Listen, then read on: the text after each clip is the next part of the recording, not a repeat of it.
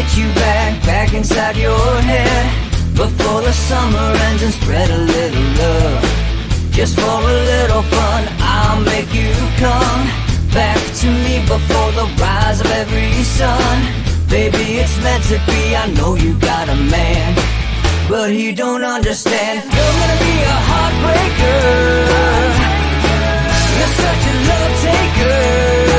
So just suck me in and you can toss me like a cigarette, 'cause I just wanna be a bad habit, yeah.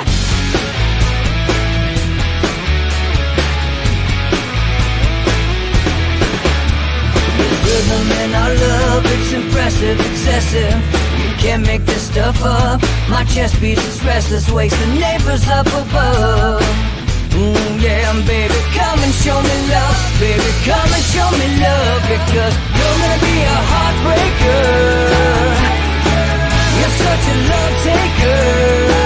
So just suck me in and you can toss me like a cigarette, 'cause I just wanna be a bad habit, yeah.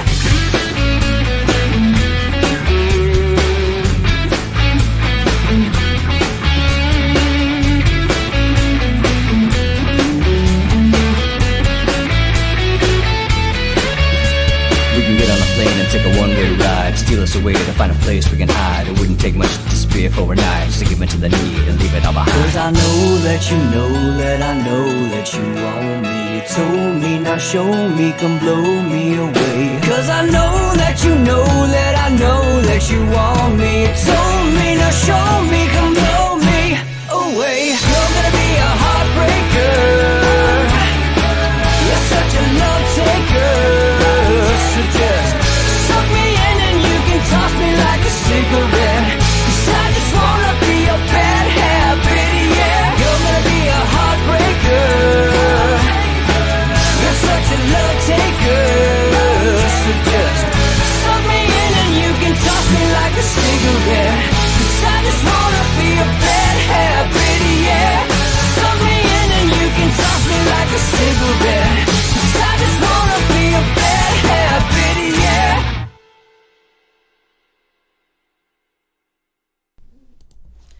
Happy Independence Day, America, and welcome to our Independence Day weekend. And welcome to Inside the Numbers with the People's Pundit. I am your host, Rich Barris, the People's Pundit. All right, so we're going to have a pretty packed show today. We're going to have Matt Braynard on from Look at America again. He's going to return. He's going to tell us what's going on, what's the latest with that. We'll have Don, of course, on later. He'll discuss the conversation, join us for Q&A. We'll do our Q&A, and more.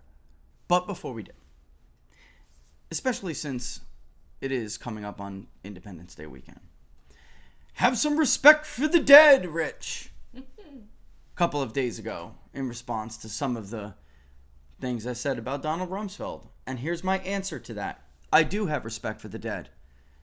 Those who are dead because of his lies and incompetence.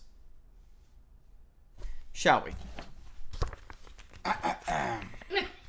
American Foreign Policy Since World War II, written by Stephen W. Hook and John Spanier. By the way, sound familiar, Laura? That was one of my INR mentors. Yes. And he wrote this book. All right? Listen, by far not a right-winger. All right? This is what's amazing about today in the Trump and post-Trump era. Whatever sins you have committed against the American people, against the Constitution, against innocent civilians and people all over the world, can be forgiven if you sufficiently hate Donald Trump and you put forward a sufficient effort to remove him from office in the one of many schemes, ultimately one that worked, to get rid of him.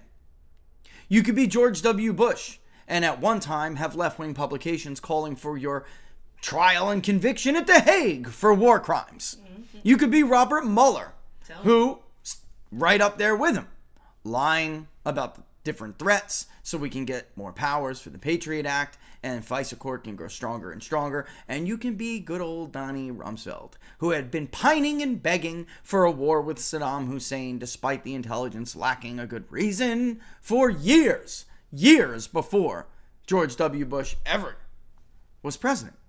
As a matter of fact, in August of 99, Him, Paul Wolfowitz, another neocon, and John Bolton, another neocon, pretending not to be a neocon, who got into the Trump administration, sent a final letter to Clinton, who was already dealing with Kosovo and other areas, to attack Saddam Hussein. He ignored him, even though his vice president, Al Gore, wanted to attack Saddam Hussein. Al Gore winds up being the 2000 Democratic presidential nominee, and they think they can maybe get a better foothold with him than they could with George W. Bush, who at the time was running around saying, "America first, people. America first." Sound familiar? Mm-hmm. America first. We can't be the policemen of the world. We have to renegotiate our trade deals with China. We need to look at NAFTA. Sound familiar? That was George W. Bush before 9/11. And there really are two George W. Bushes. The pre-9/11 who didn't listen, or not that he didn't listen. He had a cabinet filled with neocons, filled with realists, and eventually the neocons just won the argument because of 9/11. George W. Bush, after 9/11, first looked to George Tenet, then director of the CIA. And he said, "George, what happened here? What do we got to do to make sure it doesn't happen again?" And countless Americans, like myself, joined the military to go get the revenge. Look, revenge. Yes, there were a lot of other things that I wanted to do, but, we could see the smoke from the towers from where we lived. My wife's cousin died in Tower 2. So, maybe there was some, red, white, and blue, and don't get me wrong, I was very patriotic right now. But I joined for a very simple reason: revenge. I wanted to go make people pay. And so did everybody else who joined with me. So did all of my battles from basic to OSUT and in the pipeline. We joined to go get Al-Qaeda and Afghanistan. George Tenet took the lead in the beginning, and his CIA operatives, along with factions of Delta and ODAs, were cleaning house. They were cleaning up, folks. In the months after 9/11, it was a CIA clandestine officers. I'm not going to use that phrase. Laura hates it. It was their dream. They were having a blast. Taking everyone out and anyone out. But that wasn't good enough for Donnie. That was not good enough for Donnie. He wanted a conventional war. He wanted tanks to roll in there. We were going to bring democracy to a people who don't even know what the hell it is. Who have a belief structure that isn't sympathetic to self-governments at all. Because in the end, he really wanted conventional forces in the Middle East. Because Donald Rumsfeld wanted to attack Iraq forever. He convinced George W. Bush that George Tenet was not getting the job done. Even though that was not true. He was not getting the job done, and we needed a conventional force. By the way, our conventional forces are outdated, so you're going to have to give my friends a whole lot of money, perhaps trillions, to make sure we have a modern fighting force. Make sure we have a modern fighting force to deal with this new threat. So aside from the lies, and they were lies, because the intelligence was not there, finally, when old Donnie gets what he wants, he blows it. So forget about the lying, the deceit, the dishonesty. Forget about all that. And let's just talk about whether Donald Rumsfeld was competent. Because this is, why am I so angry? Well, personally, this bothered me years ago. Has bothered me all of these years later. All of these good men that we have lost. And all of these innocent civilians that were caught up in this lie and maimed and murdered. For this guy and his crew. For all of that, on top of it, to add insult to injury, we have all of these people from Fox News to CNN actually praising the life of this guy. Actually lionizing him as some hero. Why? Because the Bush crew was sufficiently anti-Trump. So now we're going to forgive all of those sins. Remember this, because this is the decency argument, right? Trump wasn't a decent guy. At least Trump didn't lie his way into the murder of hundreds of thousands of people. And then when he finally got his way, he screwed it up. Here we go. Again, American foreign policy since World War II, John Spanier. All right. John Spanier. And Stephen W. Hook. Two fateful decisions by American leaders added fuel to the insurgency. First, this is by the time we realize we're in Iraq, and by the time we realize, wait a minute, there aren't any terrorists here. They're coming across the border into Iraq. First, Secretary of Defense Rumsfeld opted to deploy a small invading force. First, he did. That did not include enough troops to control Iraq's external borders.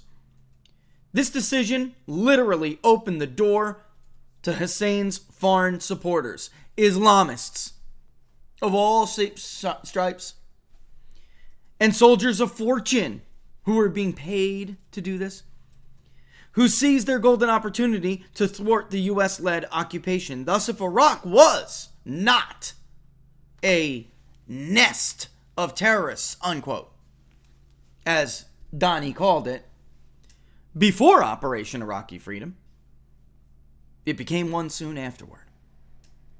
In other words, a single decision, which George W. Bush at this point was taking just about everything he said as gold. The realists, even even the liberal the leftist version of liberal internationalism, they weren't even getting their say anymore. It was neocon or bust at this point. And everything Donnie said was gold, and he did it. Even when they got their way, they still effed it up. They created AQAP, the predecessor to ISIS, Al-Qaeda in Iraq, or Al-Qaeda in the Arabian Peninsula, which is the predecessor to the Islamic State. They were not there before. They were there before, like WMDs were there before. This was a lie. Yeah. He also single-handedly convinced George W. Bush, because he wanted a jump-off point, you understand. If there was already a large conventional force in the Middle East and Afghanistan, it made it a lot easier, folks, to bring one to Iraq. That was an unconventional military operation, and it was effective. It was very effective. But he brought in the conventional force and single-handedly kicked off the longest war in U.S. history. One we did not win. One we could not win. Because the entire mindset and worldview of neoconservatism, which is nothing to do with conservatism, is flawed. It's like trying to teach us, or some of us, it's basically attempting to force a constitutional conservative to live like Joseph Stalin.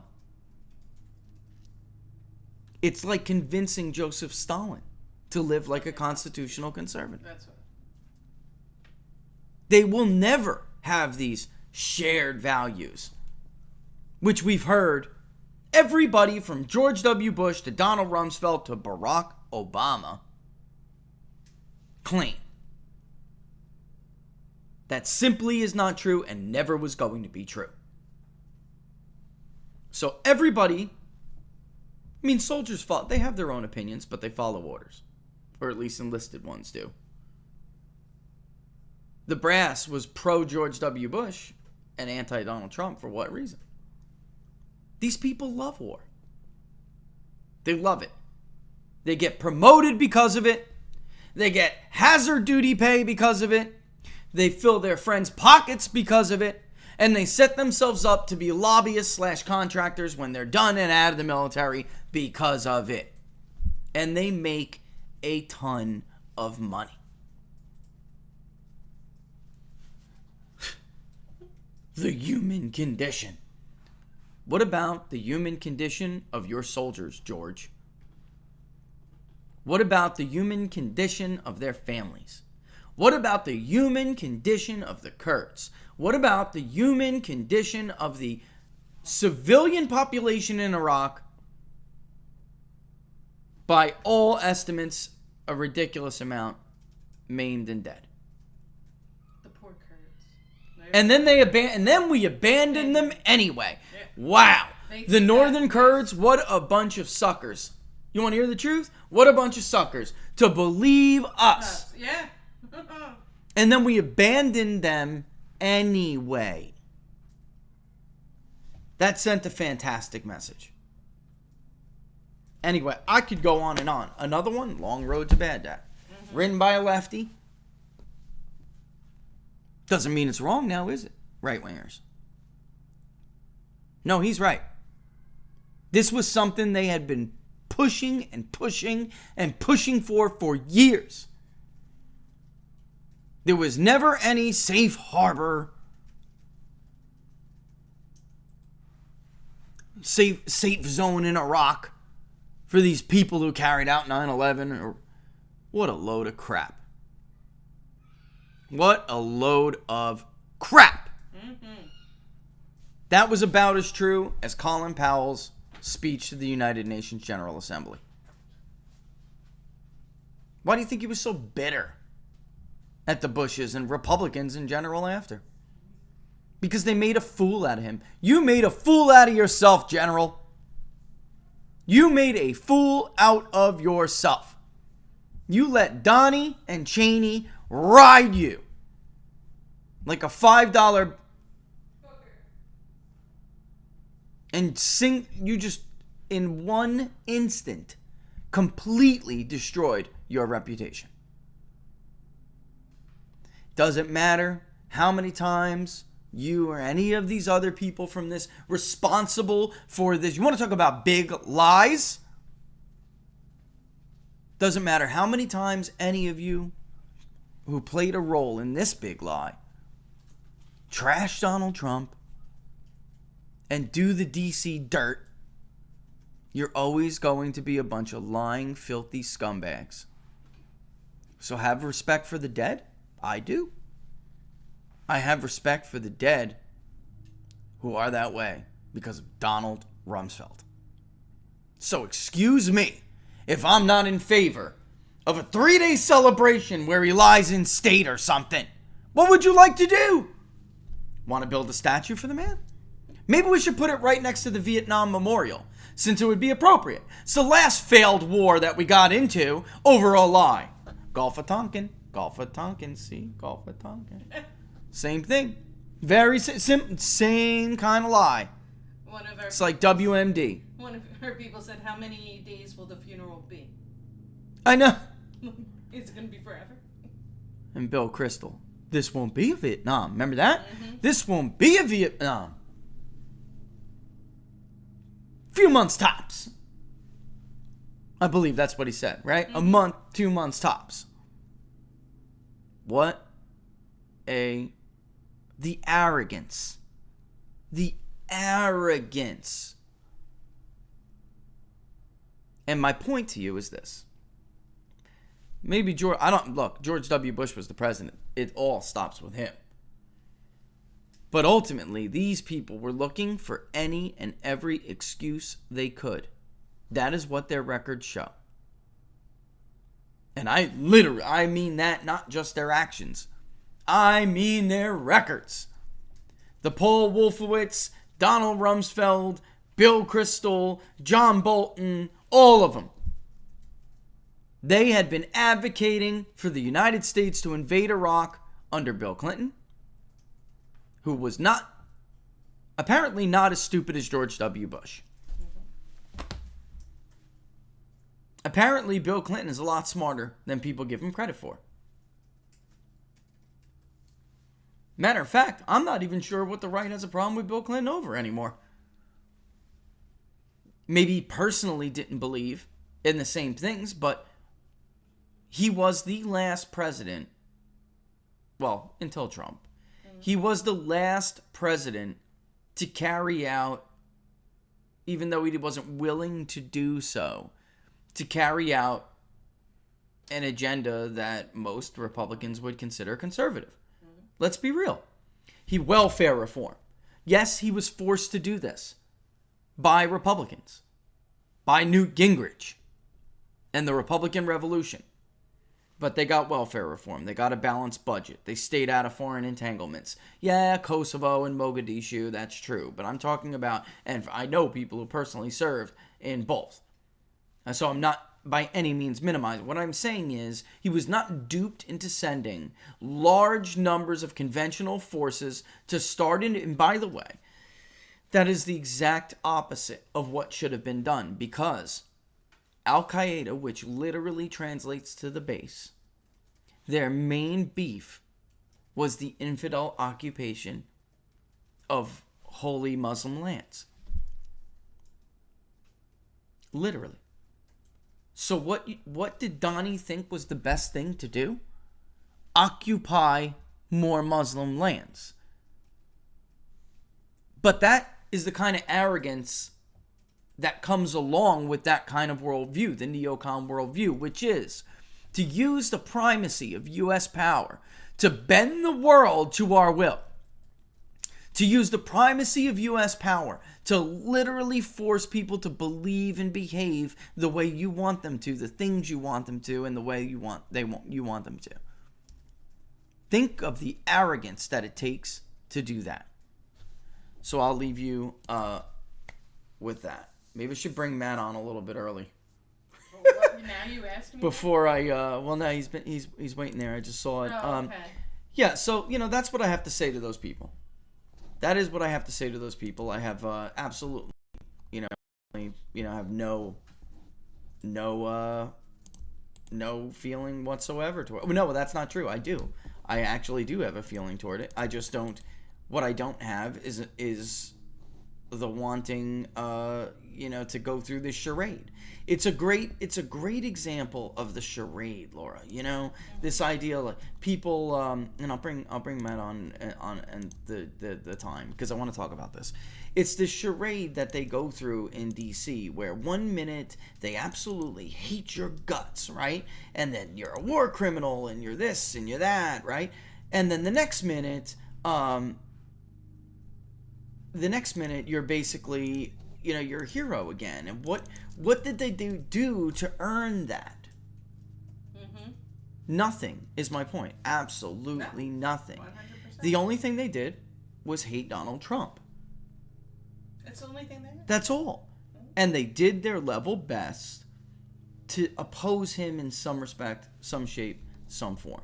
I mean, that's it, folks. That's what it takes to be forgiven of your sins.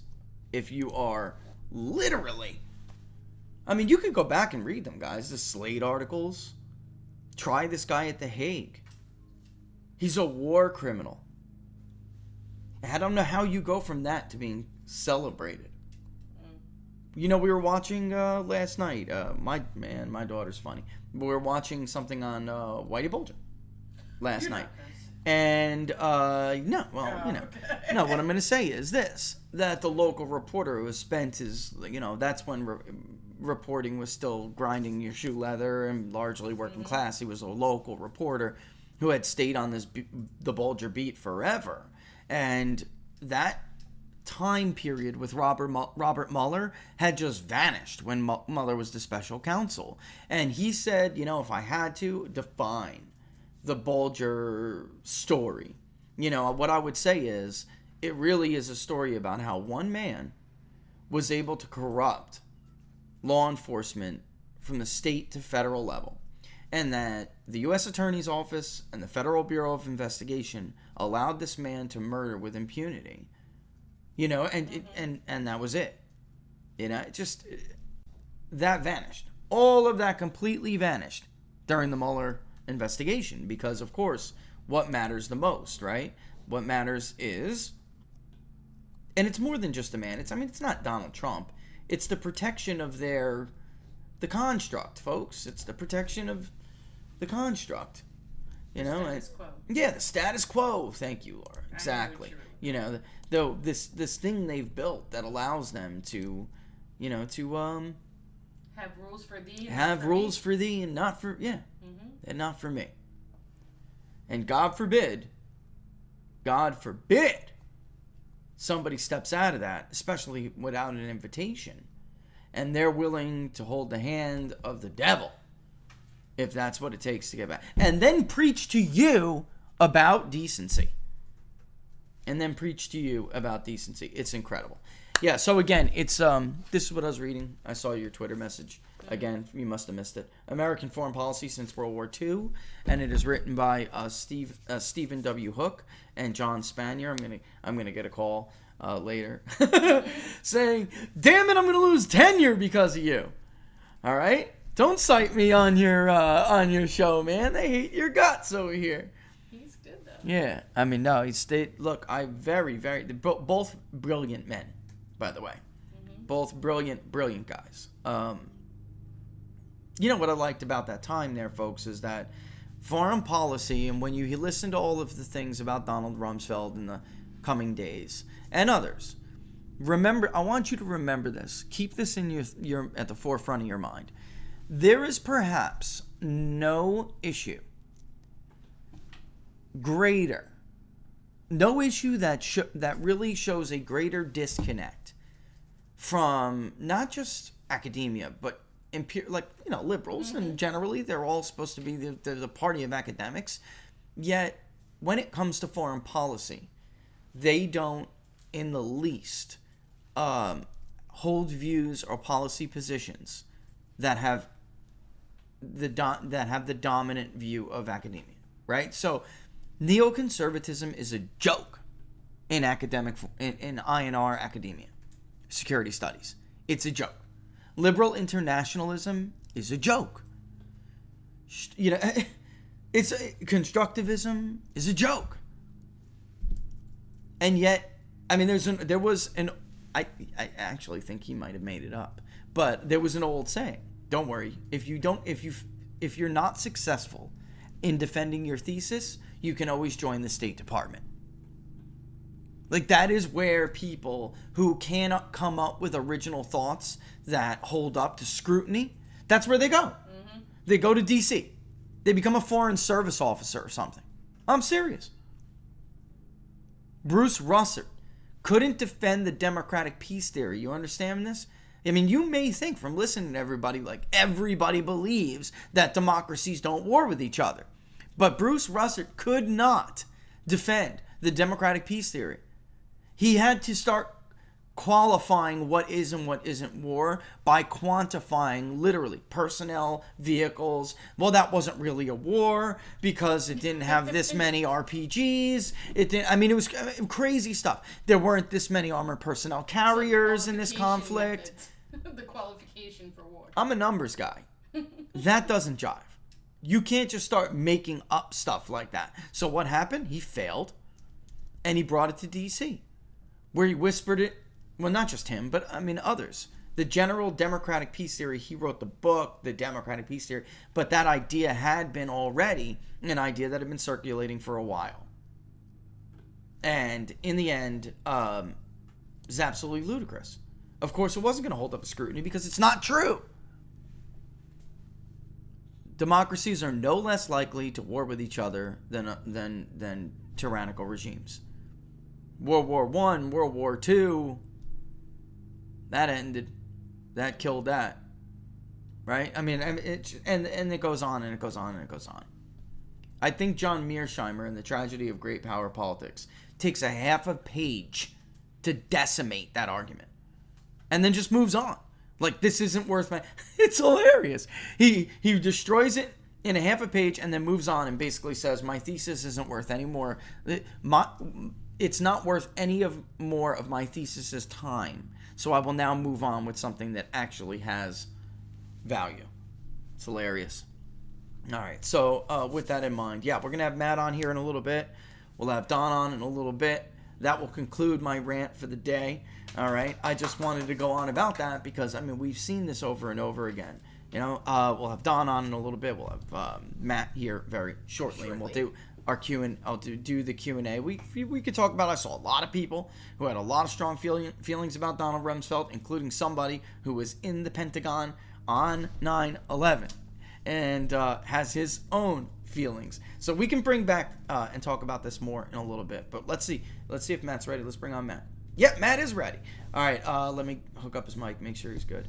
All right, so ladies and gentlemen, if you're not following him on Twitter already, you're wrong. You absolutely should be. Yeah, all right, and make sure that you do, because he's doing things He's making movements without any further wait. Apparently, it's not grammatically correct anymore to say without further ado. So without further waiting, without further delay, let's bring on Matt from Look Ahead America. Matt, thanks for joining us again and coming back as always. How you doing, my friend? I'm doing better than Custer. How are you? That's for sure. Living the dream as always. Living the dream. So you had your event, and I'm kind of going back here a little bit, but I figured it's worth going back to. You had your event at the Department of Justice a couple of weeks ago, and it was a successful event. And you have other stuff planned coming up. I want to ask you this first before we get into some of the questions people had. But tell us what that was about. We saw, this threat of, indicting the CFO of the Trump organization. We're seeing a lot of these people from January 6th who still, it's incredible to me, still being held, some in solitary confinement, not charged with anything remotely close to planning an insurrection. And we're living in this era of political persecution. Really, that there's no other way to put it. So why don't tell people what you did, and what you have coming up, just to give them, some background. Be happy to do that. In January of this year, Look Ahead America and I sent a letter to the Department of Justice and FBI demanding that they drop all charges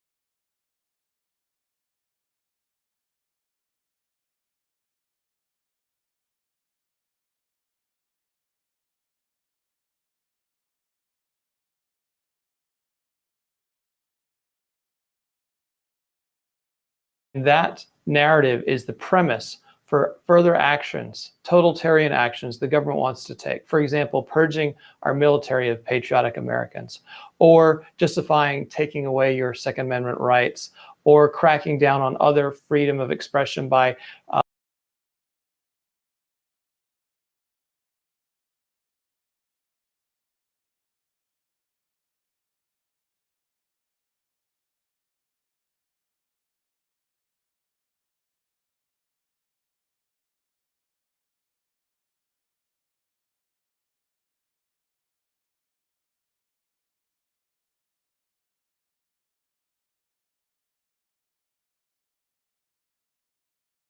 that. First and foremost, there's three groups of people we're very concerned about and we're trying to get justice for.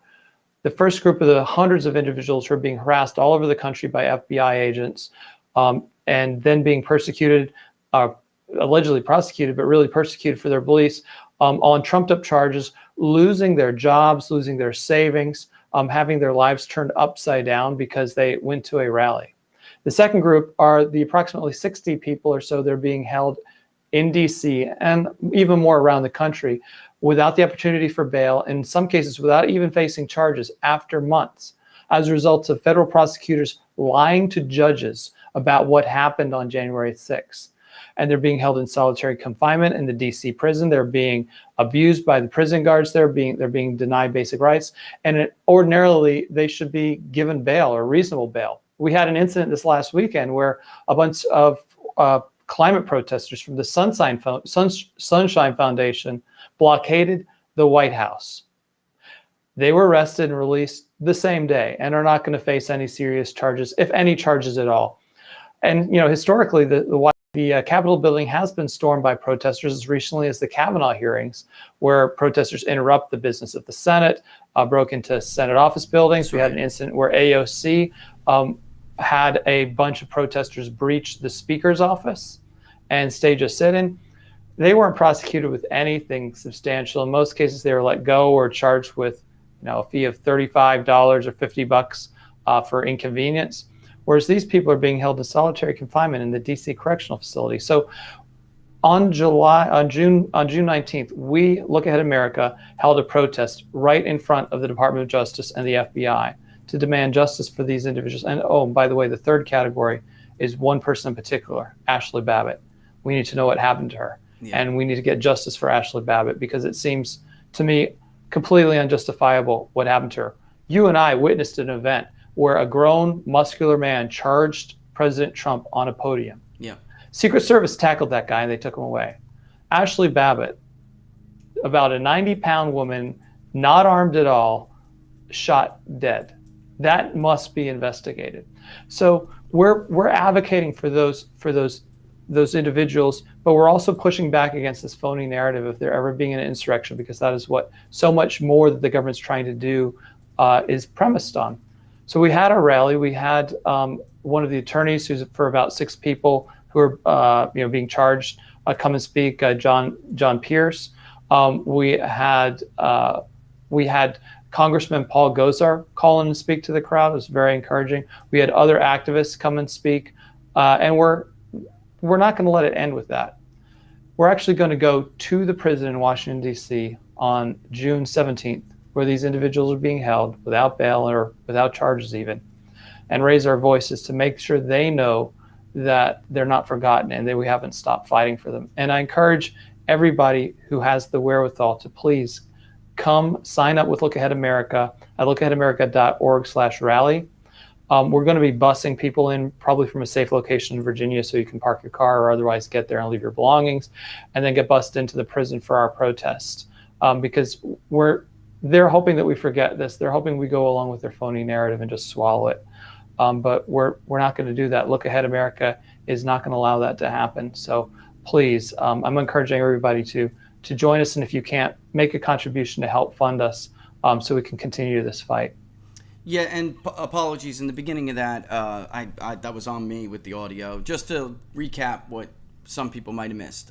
Look Ahead America sent a letter to the Department of Justice, and Matt, if I'm wrong, correct me, demanding nonviolent offenders be released on with some kind, obviously. Demanding that the charges be dropped against nonviolent offenders, because that's the precedent in the law, both in the law and in terms of what's happened historically in Washington, D.C. I mean, we had at Trump's inauguration over 200 Antifa protesters arrested for violence, destroying police cars, assaulting cops, et cetera, all charges dropped.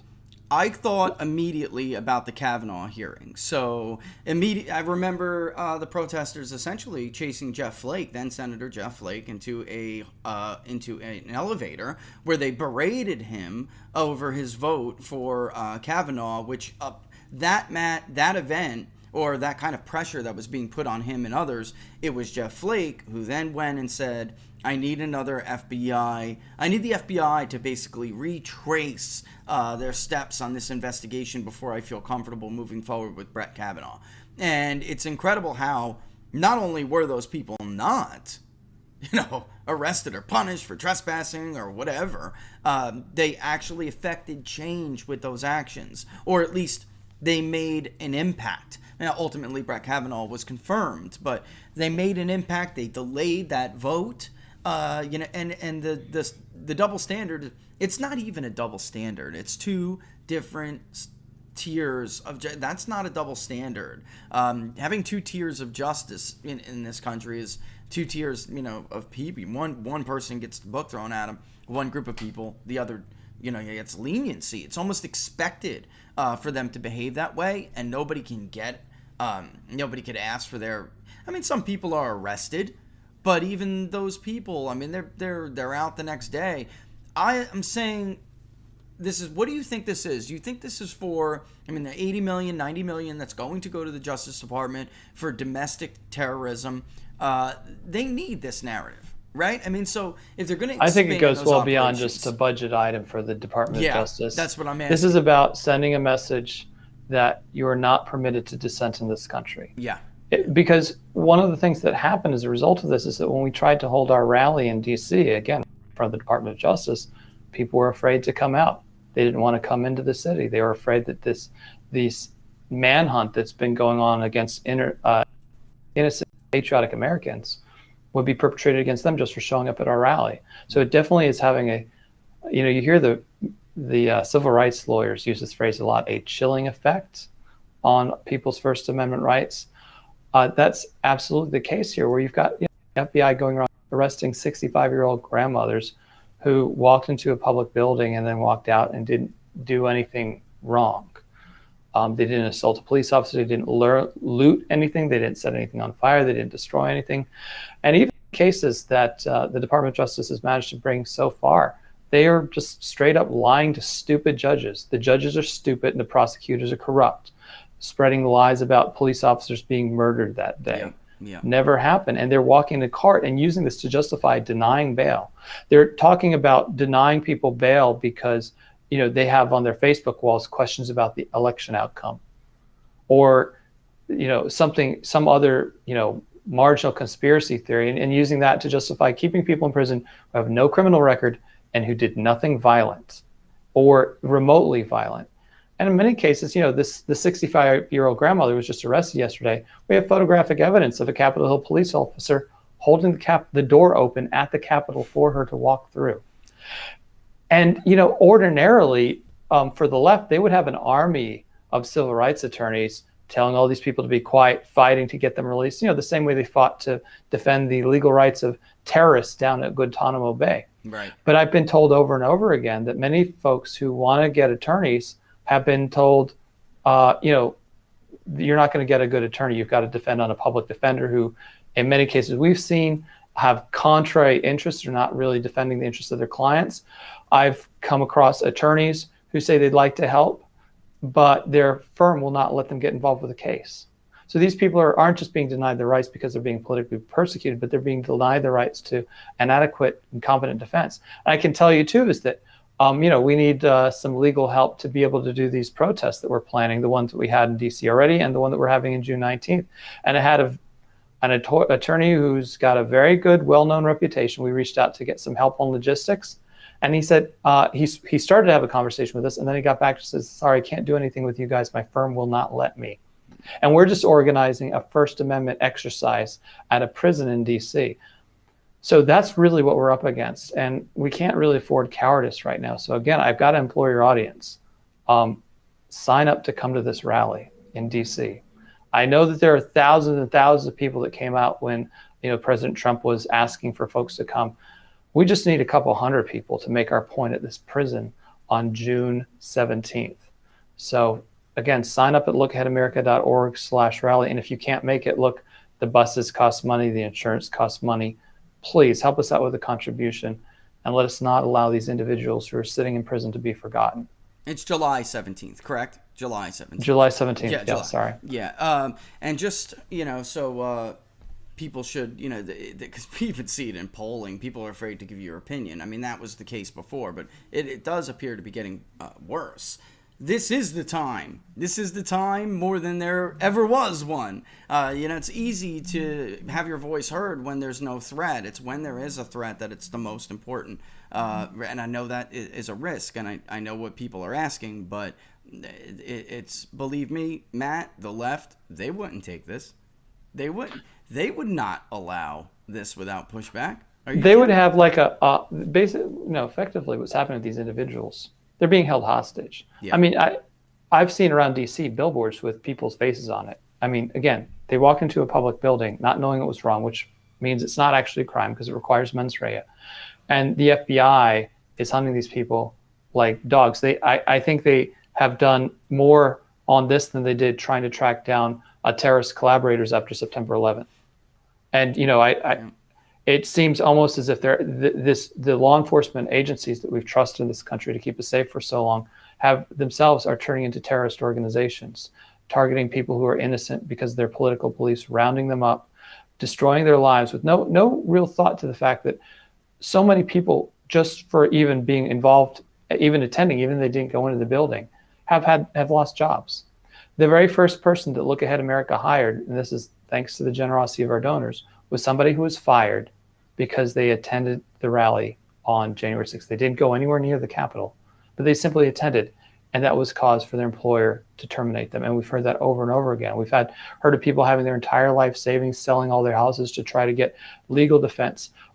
Again, for charges that, as we saw just this weekend, the leftist protesters blockaded the White House. Looks like an insurrection by the Department of Justice's standards and our Attorney General's standards. Let out the same day. Nobody cares. So this is solely a matter of political persecution.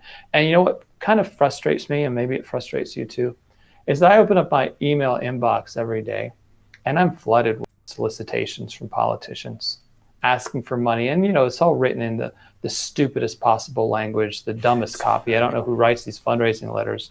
Or you get them in the mail, get them from the Republican National Committee with these phony letters. And you just have to think about what they must think of us to be able to send us and to expect us to make contributions to them. And all the names, but where were they at my rally? Where were they? How many of them are going to show up at the rally on July 17th? I have to give utmost respect to Congressman Paul Gosar for participating in our rally. That man is a fearless patriot. But all the other ones who say they're standing up and fighting for us, and because they're fighting so hard for us, we need to make a contribution right away because the quarterly deadline's coming up. Where are they on this? Where are they fighting for Ashley Babbitt? Where are they on demanding justice for those that are being held without bail? I know that some senators sent a letter a few days ago. Look Ahead America sent a letter in January, on January 28th, and they've been radio silent on this. But they're more than happy to tell you about how they're fighting socialism and how you got to send them that money so they can fight just that much harder. So I honestly, I just don't think the audience, I know you've got a very big audience, but you need to push back on your representatives and demand that they step forward and they raise their voices and they take action on this. Because if they can do this to these people and basically disappear them like the Stasi did, or the KGB would in Soviet Union, basically throw them into prison, no charges, phony charges, lie to a judge. They can do this to anyone. And all of those politicians who, because of the party or the language, you put trust in them, they're betraying you right now. And you need to let them know that. And you expect them to stand up because look at America, us, we do voter registration, community organizing, voter integrity stuff. This is way outside our wheelhouse. The only reason there was a vacuum that pulled us into this. This is a vacuum that should have been filled out by our political leaders. And, we're a really small group. Our national budget's like around $200K, and we've got like a staff of 5 people. This isn't where we ordinarily would be. I didn't wake up one morning saying, hey, this is what we're going to fight. We're here because no one else is here. And it seems, and I applaud you and a few of the other people in the media that have covered us and covered this effort. But our presence here is a representation of the failure of the greater conservative movement. Because you think of other organizations, other politicians, where this really should be in their wheelhouse. We don't, I mean, we don't even have an attorney on staff. This is really a fundamentally illegal matter, but we've been doing, I can't tell you how many people have come to us saying, hey, I was busted, I need an attorney. And we at least have connected them to a competent attorney, much thanks to Marina Medved, who's done a lot of work on this. She's an attorney, and we've been basically sending people over to her, and then she's getting them to, appropriate attorneys where we can get them. But this is so far afield from what we were started to do. But here we are because no one else is. So I'm really counting on your audience and others to help us with this mission, because there are a few others that have stepped forward. I think Cara Castronevo, who organized the protests in New York last weekend that I attended, she came and spoke at our event. She's organized Citizens Against Political Persecution. She's never done anything political before. She's not somebody who has a big building in DC and an endowment of millions of dollars and a whole floor of people that do nothing but fundraising. I mean, there are organizations like that in DC. Where have they raised their voice on this? Instead, it's people like her. She's a fitness celebrity, right? Why is it her? Why is it Look Ahead America that has to do this? Where is, I'm not going to name check anybody, but the names of the people and the organizations who should be at the forefront of this. Look, and I made this point when I was in DC at the rally. AOC, worlds apart from it. But when her constituency, or whom she considers her constituency, were being held in, prisons at the border, right? Child separation. She went down there. She stood at the fence. She shed tears. Yeah. Where are our people? Where are our people? Why are they not at the prison? Why are they not saying they're going to come with me? So just see the contrast there. And I just want to make sure that doesn't go unnoticed. I've heard stronger language from Elizabeth Warren on this than I have heard from, and maybe it's not wise to name check people like you said, but you would expect these firebrands to be out there. They're constantly opining about how much threat we are to socialism. Well, this is what socialists have done in history. So if you're fighting socialism, right, you're out there trying to stop the country from turning into a Marxist utopia, then why aren't you fighting against the tactics that are used by those people and have been used by them in the past? Where are these people? Elizabeth Warren? Liz Warren actually raised the point that they should probably not be prosecuting people for, peaceful protest, albeit, time, place, manner issues are really what they're complaining about here. And, the darndest thing is that the first politician I heard that raised their voice about people shouldn't be held in solitary confinement was Nancy Pelosi. And Dick Durbin from Illinois. Yeah, and Dick Durbin. Those are the first. Let's remember in the other one. That's right. Yeah, they both raised it. Hey, I'm not sure these folks. Maybe they shouldn't at least be held in solitary. And it's, and I here's the thing though. I mean, I don't want to sound like I'm complaining that this burden has now fallen on Look Ahead America and CAPP. This organization that was just invented just solely by non-political people to get involved. So I'm not complaining. So we're gonna keep the fire's lit on this, and we're not going to let it go. So we've adopted this issue. I'd love to hand it off to one of those organizations with a big, well-funded building in DC, so I can just go back to voter registration and community organizing and voter integrity stuff and that kind of thing. But when those, until those cowards decide to show up, we'll be here.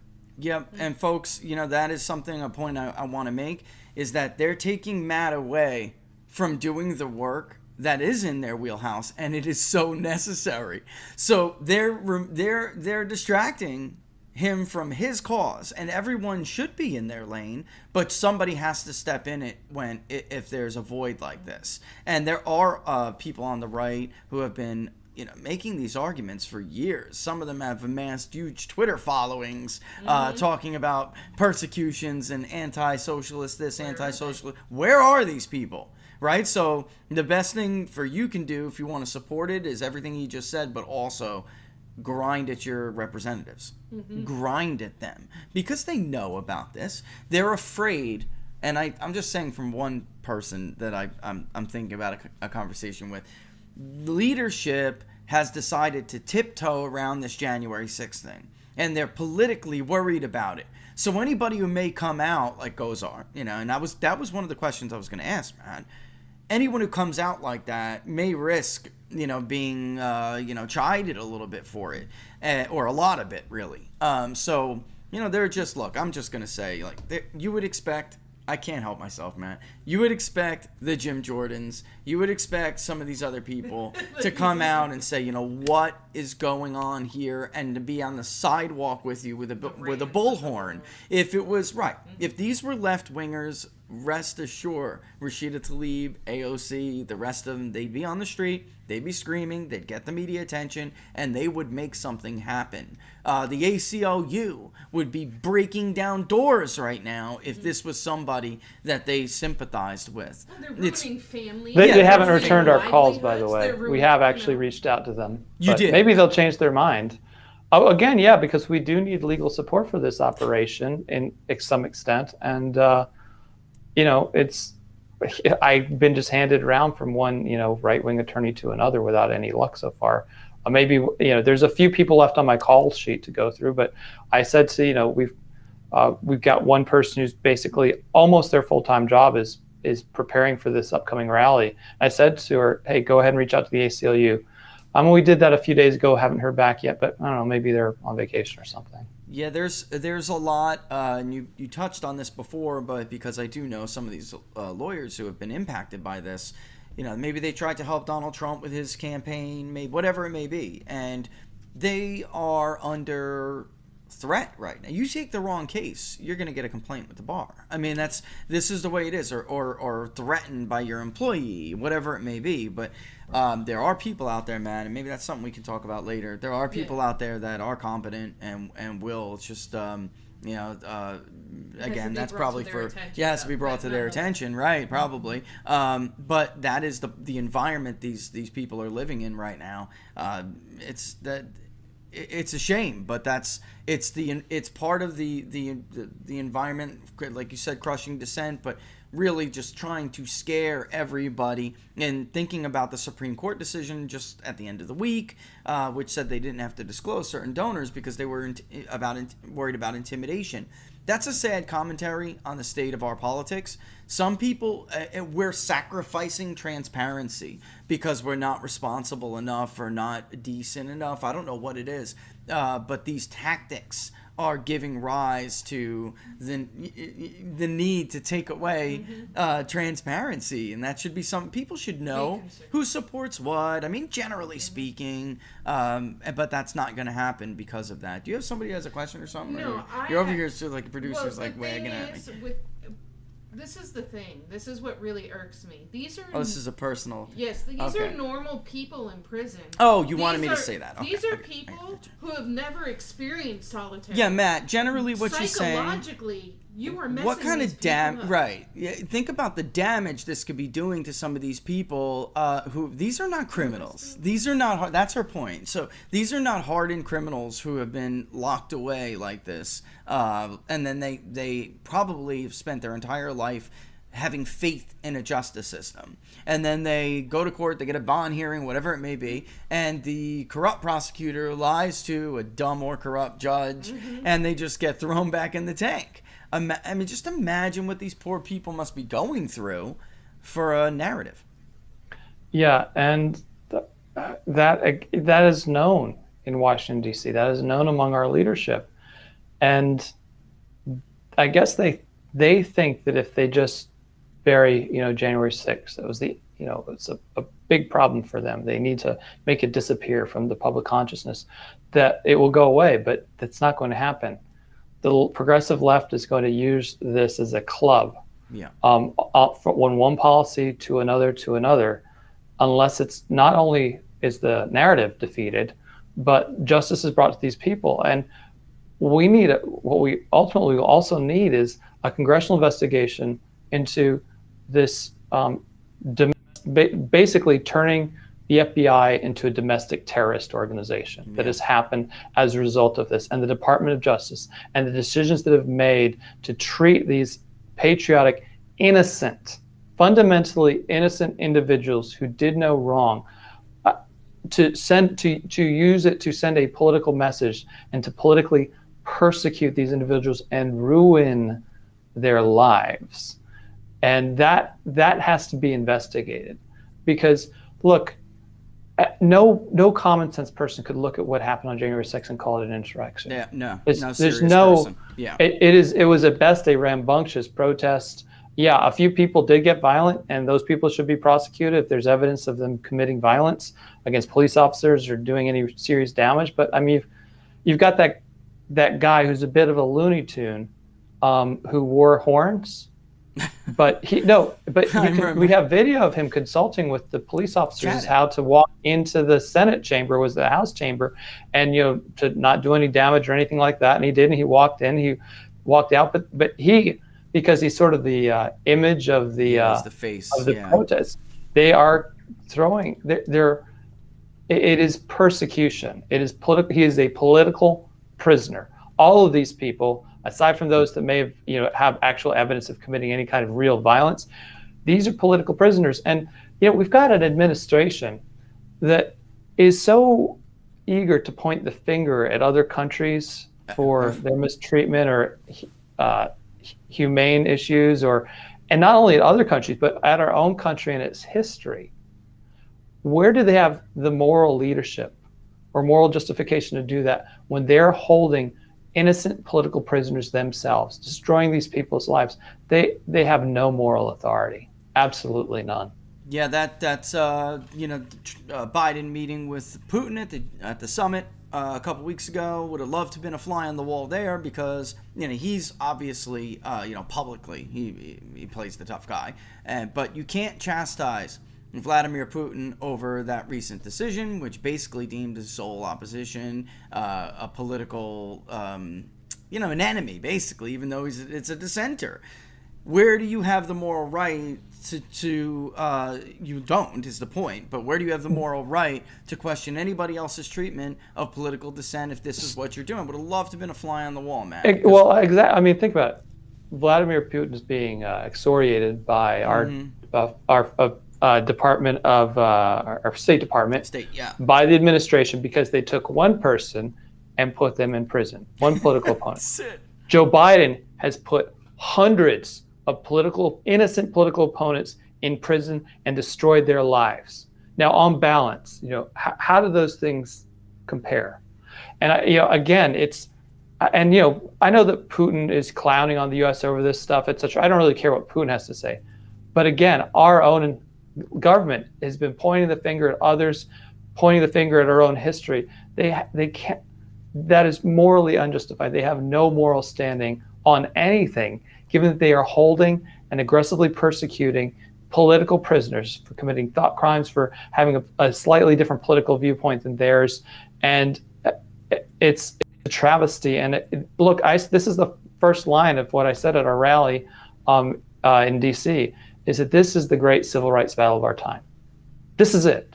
In the past, it was over things like racial and sex equity, but now it's about freedom of thought. Yeah, and these people, this is political persecution. These are political prisoners, and this is the greatest civil rights battle of our time. Nothing else comes close right now. So we need to look at it and look at ourselves participating in the same way that great civil rights leaders in the past have carried forward with their mission. And it's a big burden, but we cannot shirk it. So if you are listening to my voice right now, and you know that what's happening is wrong, you're not exempt from action. You are morally obligated to do something about this. And those people are counting on you, the country is counting on you, I'm counting on you. So you've got to step up and not be on the sidelines. And clearly nobody else is going to, folks. I mean, clearly nobody else is going to. So you listen to it. We talk about this day in and day out. We talk about these issues. This is it. That's it. There's nobody else, unless they're forced to do so, unless you convince them to do so, which can be done. Politicians, they put their finger in the air to see which way the wind is blowing. You can change the direction that they think it's blowing, and they'll act. That's who they are. Sadly, it's what they are, and that's just the reality of our leadership. But I can't let you go, though, without asking you about this, Matt, because we're talking about more lack of moral authority on how you treat political dissent in your country. And this is a couple of months ago, talking about this very same thing when it comes to election integrity. And we were watching old footage of how the world reacted to Iran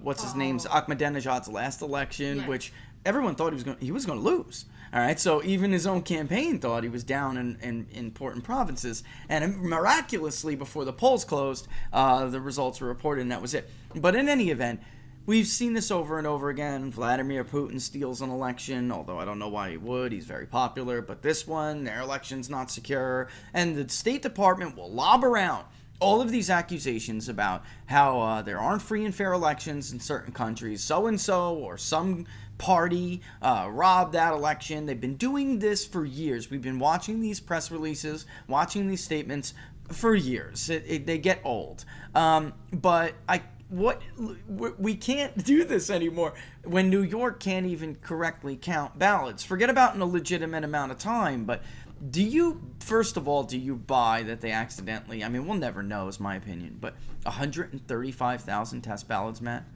I mean, what are your thoughts on this debacle, which is an embarrassment, a national embarrassment?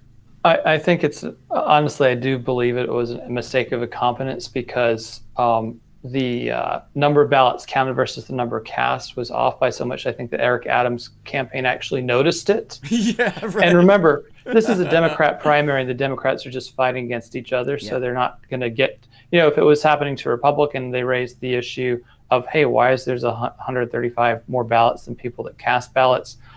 They would probably be flayed in the press. And even Eric Adams, people were comparing him to President Trump just for daring to raise the question. He was very much correct about it.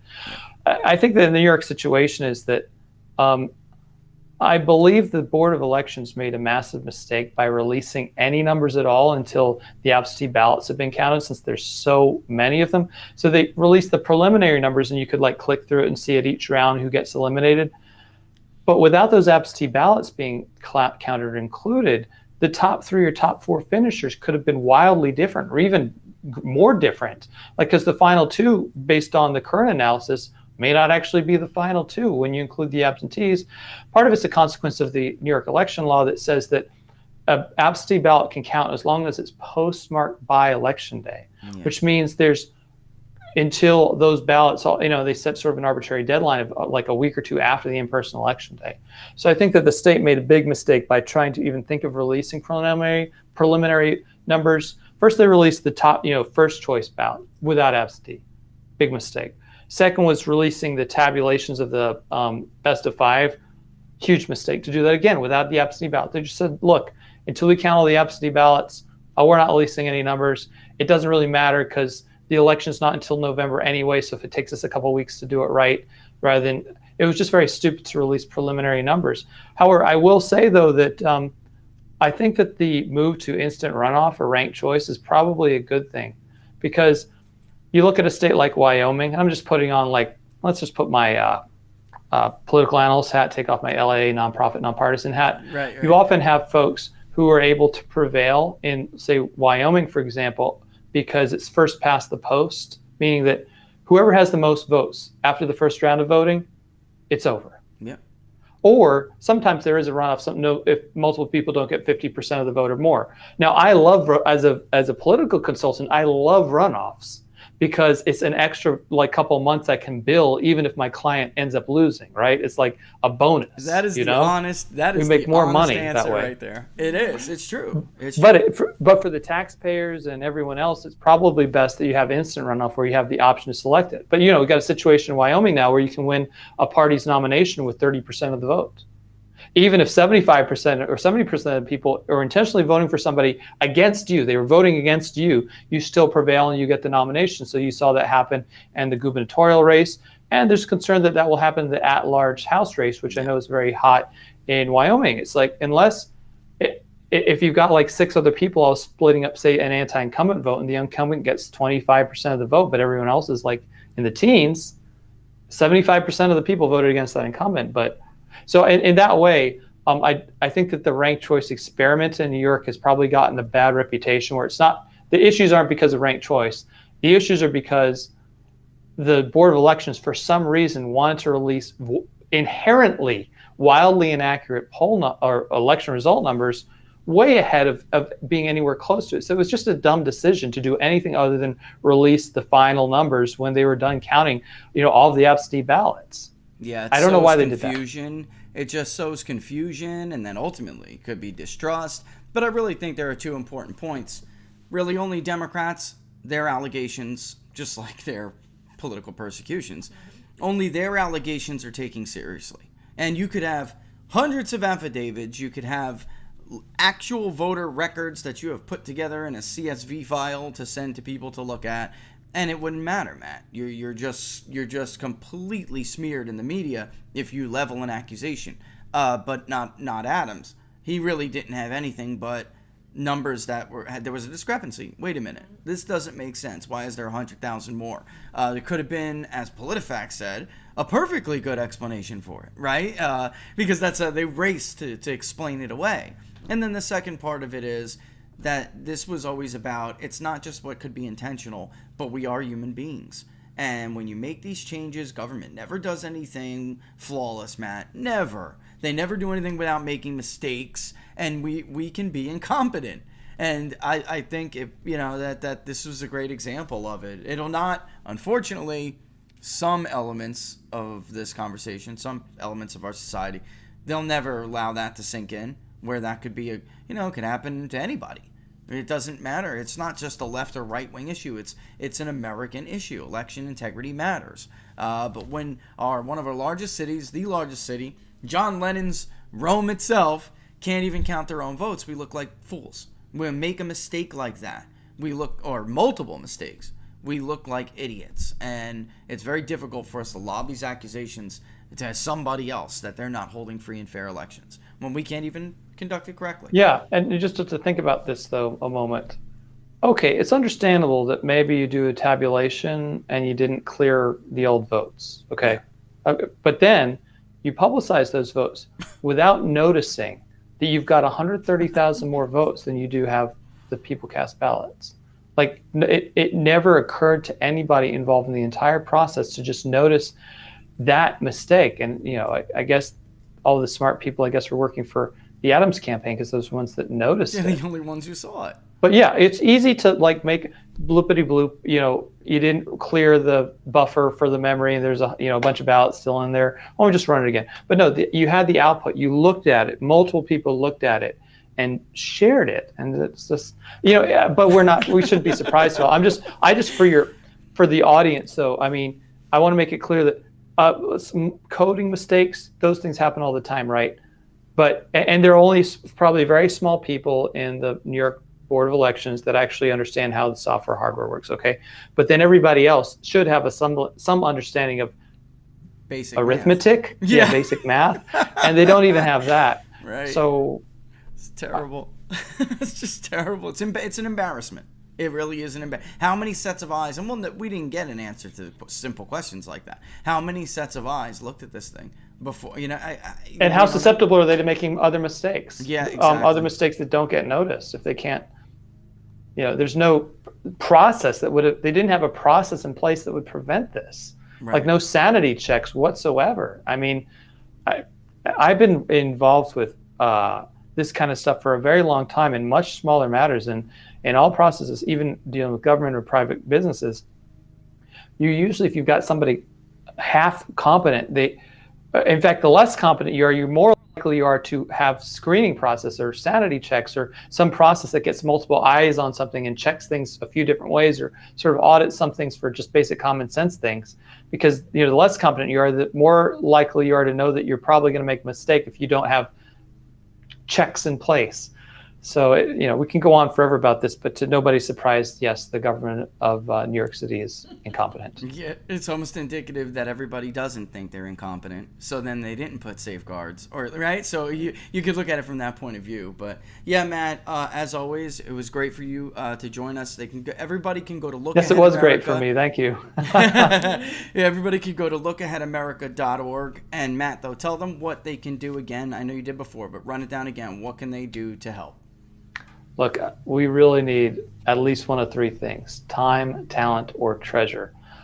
Please give us your time by volunteering or specifically signing up. You can sign up to volunteer on the website, but also sign up to participate in the rally in DC on July 17th. That's a Saturday at noon. We'll be busing people in, so RSVP at lookatamerica.org/rally. If you absolutely can't do that, please help us pay for the buses, help us pay for the lawyers, help us pay for the insurance we needed to get this thing, and we will have security. So a contribution is very much appreciated at lookatamerica.org. We do so much more. We are leading the fight on voter integrity. The Voter Integrity Project is part of Look Ahead America, but we are, in a more broader sense, we are right-wing America First community organizers, and we're in every state engaging in battles that we could talk about for days. We actually look like we may win a fight for us in, of all states, California, where we're engaged. We're engaged in a big fight in Georgia. We're engaged in a big fight in Pennsylvania. We're engaged in a big fight in Ohio. All across the country, we have volunteers who are organized under coordinators who report back to us nationally, and we have so much going on. So look into what we're up to, and please participate either with sign up to volunteer, donate, or ideally both. Yeah, well, let's have you back on and see how it went, Matt. If you could, if we can make that work, I'd love to hear about it. All right. Will do. All right. All the best. Bye, Matt. Matt Braynard, folks. Listen, Matt Braynard, he is doing a lot. Mm-hmm. This organization is doing a lot. So everything he said, you absolutely need to consider. But also this, I want to add this to the mix. Let them know, let your representatives know they're coming and why they're coming. Mm-hmm. And that you aren't going to sit silently while people are treated like this. That's number one. Number two, where are all of these others? And I try to be nice with Matt on, of course. Yeah, but where are all of these other scamsters? Mm-hmm. Where are these people? Where are... should I name? But right. The point is, you know who they are. You know who you could hit up with an ad on Twitter. Mm-hmm. Really, this is crazy. This guy is doing everything. So he's expected to find every instance of voter fraud in the country, right? Mm-hmm. Now he's expected to find every person who may hold a Republican mindset and get them registered to vote. And now he's expected to be the right-wing civil rights organization of the country. Where the hell is everybody else to do their role? Amen. This is crazy. This is... what is he supposed to do? Clone himself 3 times? Yeah, he's going to have to clone himself if other people don't step up. And guys, this whole entire rally, you need to take it serious. Listen, what Rich said and everything, yes. But... when people start getting swept under a rug for a political standing, this is a beginning. This is the beginning of the end. This is a test to see if they can just sweep them under the rug and forget them. If you let them, this is the beginning of the end. And then you can say hello to Cuba. Yeah, okay? Worse. The FBI, Matt said that the FBI was acting like, what was the word he used? But I have my own little phrase. Like, they are the secret police. They're a domestic terrorist organization. That's what he said. They are the secret police now. Like Stalin had the... I'm an acronym guy and it's eluding me. But Stalin had his secret police. They are not for one person. They're the secret police of currently the Democratic Party, because the Democratic Party is the one who is aligned with them on all of this hive mind, crush political dissent kind of stuff. Mm-hmm. So if you're not for the status quo, if you're not for the administrative state, if you're not for the deep state, the intelligence state, you are not part of the hive, and you are to be eliminated. You are to be... Laura's right, guys. I got to tell you, this is the beginning of the end. This kind of stuff, they'll test you with. This is what governments do. Mm-hmm. They'll test you, they'll poke, they'll prod. You don't do anything back, and it's over. They feel emboldened. This is why I was so vocal. Look, I was not vocal during Russia collusion. I didn't, I'm a numbers guy and I don't like to step out of my purview, but I did during collusion because it was never about Donald Trump. It was never about anybody. It was about, if they're allowed to do this, then you are no longer the sovereign. If they can do this to Donald J. Trump, the leading presidential candidate turned president, they can do this to you. Yes. Then they can take you when you're protesting, lock you up, whisk you away, stuff you in a closet, and you are gone.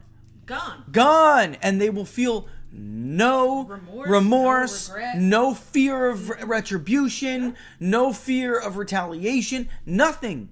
They will feel emboldened, and they will come for you. They'll come for your families. They'll destroy them, and that's the way it is. These businesses that are kicking their, employees to the curb because they have a certain political view, what we were talking about with lawyers. I personally know multiple lawyers who are afraid to take cases because they're going to be disbarred. Mm-hmm. Not like it's a legitimate grievance, but they'll have to deal with. Do I feed my family? Right. Or do I not? And some people have autonomy and can and have their own, firms and right. But many obviously do not. And they're like, do I take the risk of being fired and not having a way to pay my mortgage? I mean, so that is not all right. Living in that environment is not all right, and it is the antithesis of what this country was established to be.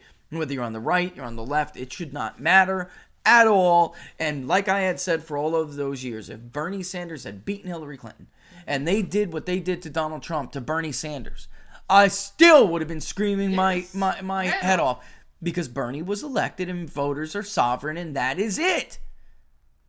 This government is supposed to be a government of elected representatives, which, by the way, they are betraying you. Just like they were betraying you with their little walk to the White House on infrastructure. They're betraying you right now. They know damn well. Matt said it perfect. This is not a secret, folks. All of this is not a secret in D.C. They know. They're just cowards. Corrupt little cowards who take your vote every 2 years, who take your money 12 months out of the year every year, and then still don't feel the obligation to make sure that grandma isn't locked up.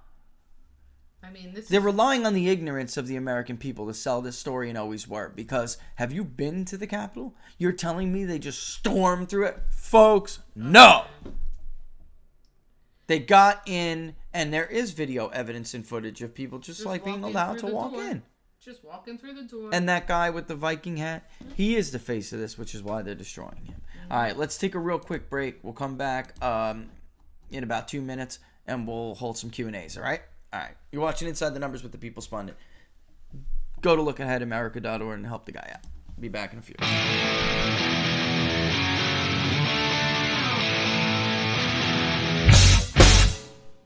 How much you wanna bet that I can get you back inside your head before the summer ends, and spread a little love just for a little fun? I'll make you come back to me before the rise of every sun. Baby, it's meant to be. I know you got a man, but he don't understand. You're gonna be a heartbreaker. You're such a love taker. So just suck me in and you can toss me like a cigarette. 'Cause I just wanna be a bad habit, yeah.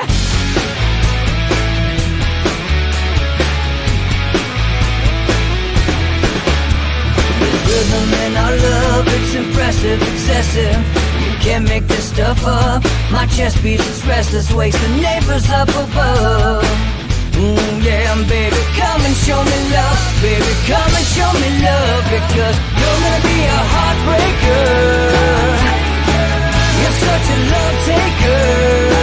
So just suck me in and you can toss me like a cigarette. 'Cause I just wanna be a bad habit, yeah.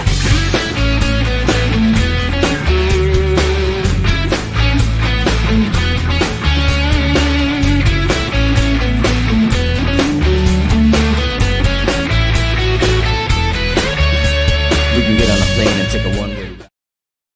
All right, back Inside the Numbers with the People's Pundit. I'm your host, Rich Barris, People's Pundit. You can follow me on Twitter at Peoples_Pundit. But don't forget, of course, to join Locals. You guys like my Locals intro video? I'm putting some bloopers up for the Locals community later. Or at least one. That's hilarious. But Laura kept some blooper takes. Anyway, you can do so by peoplespundit.locals.com. peoplespundit.locals.com. You'll get voter analysis that nobody else gets. You'll obviously help see how surveys are created. You will give me a hand with surveys being created. And you will get the results obviously, before anybody else. And frankly, I didn't really even share the results of the last one with too many others. I just figured this is a locals project. I mean, there are others who donate, which is why I still try to make it available to them, of course. But for the most part, what is our goal here? Our goal here is to force transparency on pollsters in a way that they have never been forced to do before.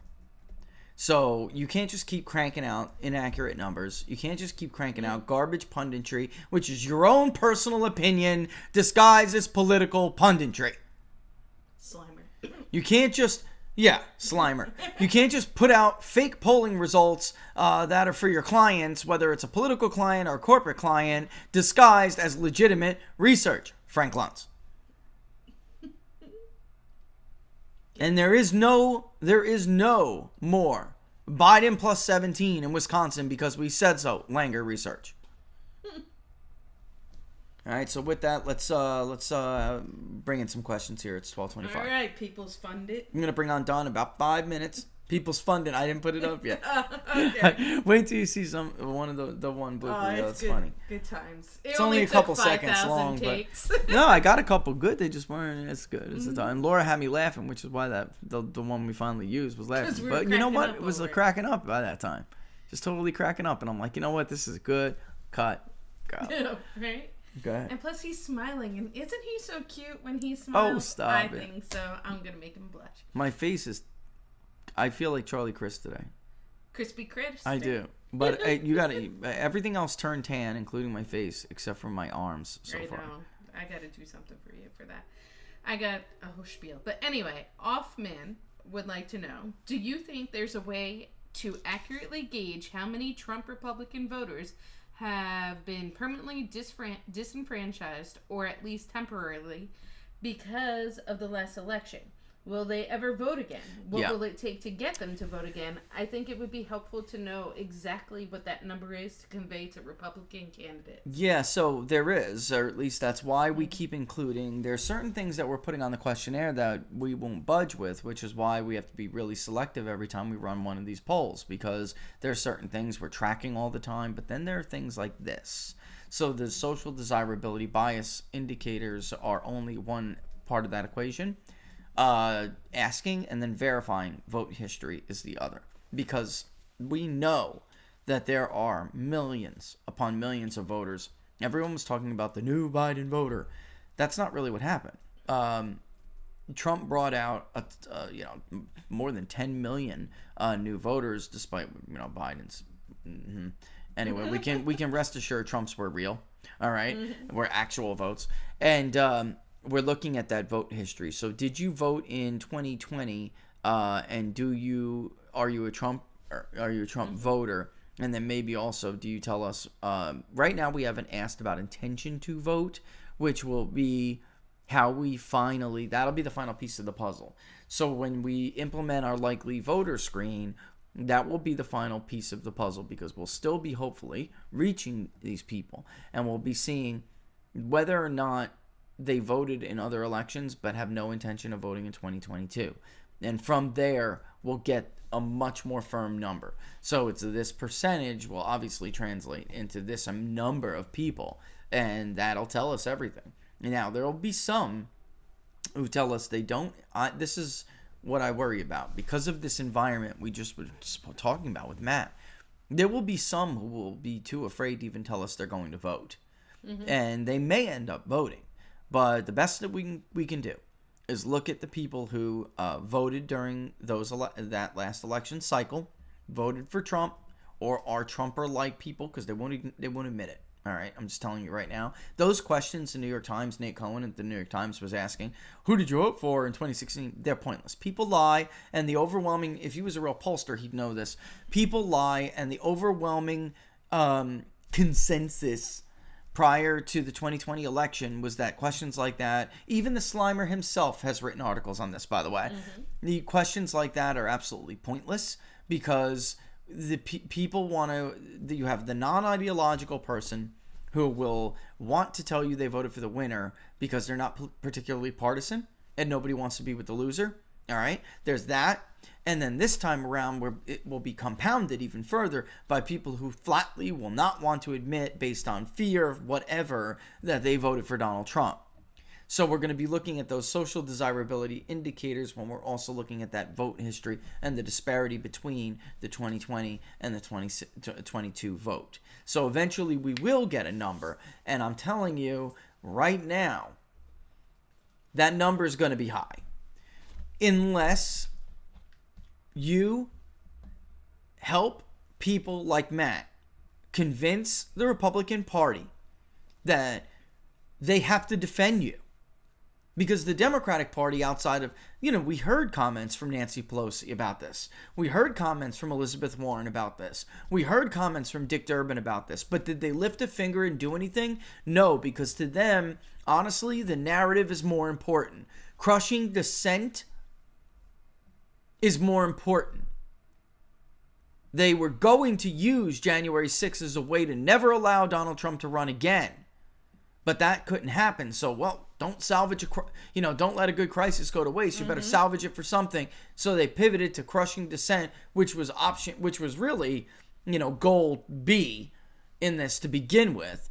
They had always gamed on doing that. And Republicans have to be taught a lesson. If you don't defend, if you don't stand for, if you don't represent, then you will not get the votes. People will not follow you. History will not be enough. A first-term incumbent midterm. That will not be enough, because what I am seeing everywhere, polling for clients, polling for you, even in very liberal areas, they are not happy with the direction of where this is going. People do see this.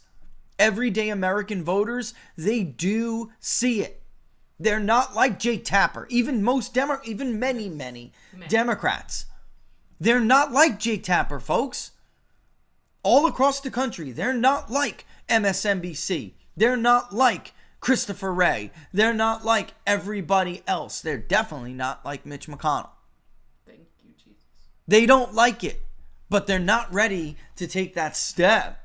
Say, okay, I'll support Republicans, because are Republicans giving them any reason to do so? Why would you vote if the Democrats are persecuting people and Republicans are being cowards? Why would you even take the risk of voting Republican? So you can be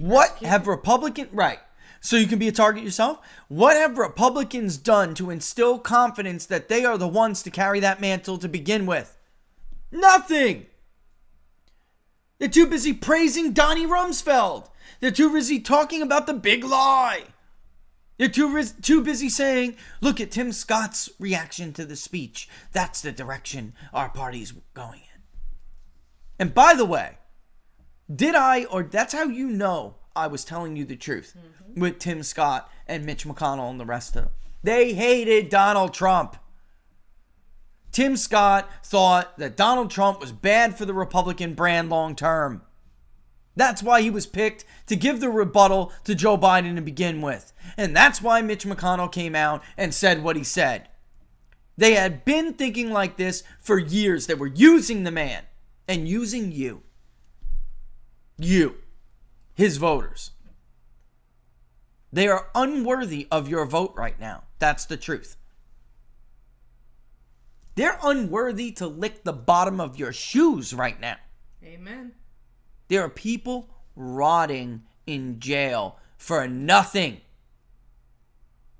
And I've said it before, I'll say it again. If you are still referring to what happened on January 6th as an insurrection, you are an unserious person. You're a moron. You're an idiot. That's it. You're either an intentional liar or you're really easy to fool. Which one is it? None of these charges, none of them, are appropriate to insurrection. And nothing they did isn't anything we haven't seen Democratic activists do over and over and over and over. All the time through the multiple occasions during the Trump administration. Well, they didn't storm the Capitol. Yes, they have. They destroyed cities. They storm the Capitol. They destroy cities. They spun up the Capitol in particular on his inauguration, on the man's inauguration. people who were attending the so-called Women's March, the heroes, tipping over police cars, tipping over personal cars, burning private property, destroying private property. And in the case of the Kavanaugh hearings, they absolutely stormed the Capitol and were in areas of the Capitol, in offices they weren't supposed to be in, chasing Jeff Flake, the coward, into an elevator where he looked like he was going to cry. He was literally cowering in the corner of the elevator. That's what happened. Nobody saw that as monsters. That's what happened. Yes, but nobody saw that as a threat to democracy. No. Nobody saw that as the greatest attack on a republic since the Civil War. What a load of crap. If you're still calling it insurrection, you're either an idiot who is too easily fooled, I got a bridge to sell you, or you're a freaking liar. Which one is it? Insurrection. And nothing Donald Trump said during that speech incited anybody to do anything wrong. Nothing. Go back and listen to yourselves. Just like he never praised white supremacists in Charlottesville. No matter how many times they try. No matter how many times you lie about it or put it in your cute little comedic acts. Kevin Jong, you tool. Moving on. That felt good. Thanks, babe. You gave me happy vibes. So Derek, oh Lord have mercy. Derek Ann. Did Rich do polling for Josh Mandel's Ohio Senate seat before? I didn't poll for him, but I did poll that race, yes, and in 2018. And I mean, I could tell you right off the bat that Josh Mandel was. Let me see if I can just hold on one second. I'm trying to. Josh Mandel was going to win that race, and he was going to win it overwhelmingly. Okay, there's just no doubt about it. He was ahead anywhere between 7 and 12 points. So yeah, I mean, this is the thing with Mandel. He wants to come back now and get that. You have J.D. Vance, who's now in the race. He's in. So the deal with Mandel is. With me, look, you guys, look, I'll never tell you guys how to vote. You vote how you want to vote. But what I'm saying with Josh Mandel is this. Where would we be if Josh Mandel didn't, where would the Senate be if Josh Mandel did not exit that race? Okay? Where would we be? Well, I'll tell you where we'd be. We would not have this Senate where Democrats can steamroll whatever they want to steamroll. Sherrod Brown would not be a U.S. Senator anymore. Josh Mandel left, despite the best efforts of people I know who called me, tried to ask me if I would try to not even convince him, just tell him where the polling was, and the polling was a blowout. The polling looked like a Trump-like win. All right, in Ohio. And he was the only one who could do it back then because he was uniting the Trump coalitions. The problem is that the certain Trump voters, and this is very true in the Midwest, don't like Republicans. They don't like Republican lawmakers, especially. So when Mandel left and they fell back on Jim, it's like he is the exact opposite of what this giant chunk of voters who will vote for Donald Trump, but not like a Mitt Romney. Mitt Romney would lose Ohio. Let me make this very clear. As much to the right as Ohio has shifted over the years, that is because of the Trump message. Mitt Romney would lose Ohio. John McCain, he'd still, if he was alive today and the nominee, he'd lose Ohio. Now, let me make this as clear as possible. Jeb Bush in 2016 would have lost Ohio. I don't know how to make that any more clear. There is a group of voters who will vote Democrat. They really have no problem doing so, but not against someone like Donald Trump. They saw Mandel very much like an insurgent. He was a treasurer, and then they were the traditional conservative wing of the party still liked him because he was the treasurer who was like very much balanced budget. Balanced budget, right? It's fiscally conservative, exactly. So he put those two wings together, and I dare I say he missed his shot. J.D. Vance is in. Let's face it, he's in. And J.D. Vance is going to get Donald Trump's endorsement. And J.D. Vance is fighting on every front that is important to Republican and independent Republican-leaning voters right now. The civil liberties front. Matt said it, this persecution, from big tech to the courts, is the civil rights issue of our day. He is 100% on. And Republican voters know it, they feel it in their bones. And they're going to be looking for people who will fight that fight with them, who will stand up for them. That is why, that's it. It's really not hard to understand. That is why they love Donald Trump with every fiber in their being. He was an imperfect man and candidate. But man, the guy would never give up for you. He was like a bulldog. He will fight to the death for you. And people love that. What do you think? It's human nature. It's human nature. Let's And then Herschel Walker. They're running for the wrong race. Mm-hmm. He's running for the wrong race. Herschel Walker, and I want to be careful here because I have spoken with the Vernon Jones campaign. Vernon, I would have rather have seen Vernon run for the legislative seat because he was a legislator. And Herschel Walker is a celebrity turned businessman. And they typically do better in executive positions. They even govern better, because they have executive experience. I'd like to get in Georgia and poll to see where Herschel Walker stands. I do. Jones, from what I've heard, he's down in Remington's poll that they had poll for him. And I told him, I'd stop talking about the race and shut up if you wanted another perspective, But not only because it's inappropriate. If I do a poll for someone, it's inappropriate for me to tell them. But not because I could be silenced because I can't. But you know what I mean. And the bottom line is, I wouldn't be surprised if there's some weakness there from both of them that you would not have seen if the roles were reversed. That's where I'm going with this. All right, so let me bring in Don. All right, and we'll ask some more questions. Don, how you doing, my friend? Thanks for joining us. Let me make sure Don's audio's on. Go ahead and speak. Buddy. Hey, how you doing? All right, we got it. So I started off, and because you're really in multiple shots. Apparently, if I mute one, it mutes them all, and I killed Matt for oops, I killed your title too. Let me get your title. I can't. So basically, well, why don't you do it? How about that? Well, you keep logging the computer. Basically, what did you think about the interview, Don? Yeah, it's good, and it's I feel his pain. I feel that. A lot of people ask, what can I do? And then, when it comes time to do something, they don't, or there's so many other things going on that are inconsequential and they get involved in those things. And I feel his pain for everything he's working through. And and I agree. People are asking, where are our leaders? Well, we don't have many. We have a lot of politicians. Amen to that, my friend. That's it. We don't have them. We just don't have them. Yeah, exactly. I mean, where is Jim Jordan? He's on Hannity all the time screaming about big tech censorship, but when he had them in the hot seat, he did nothing. And the memo that Mike Cernovich got and embarrassed the hell out of him and leaked really showed. Yeah. So he had it. They discussed whether or not they would, make a go of it, and he said, "No, we won't. You won't do anything of the sort." So, what?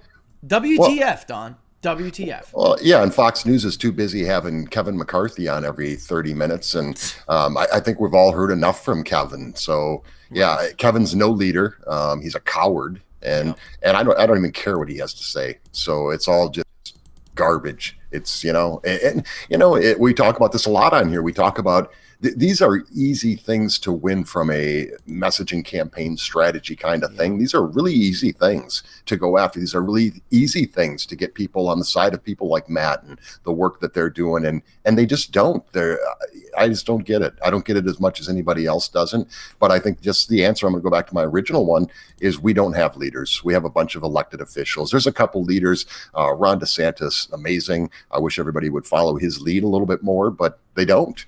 So it is what it is. Here we are.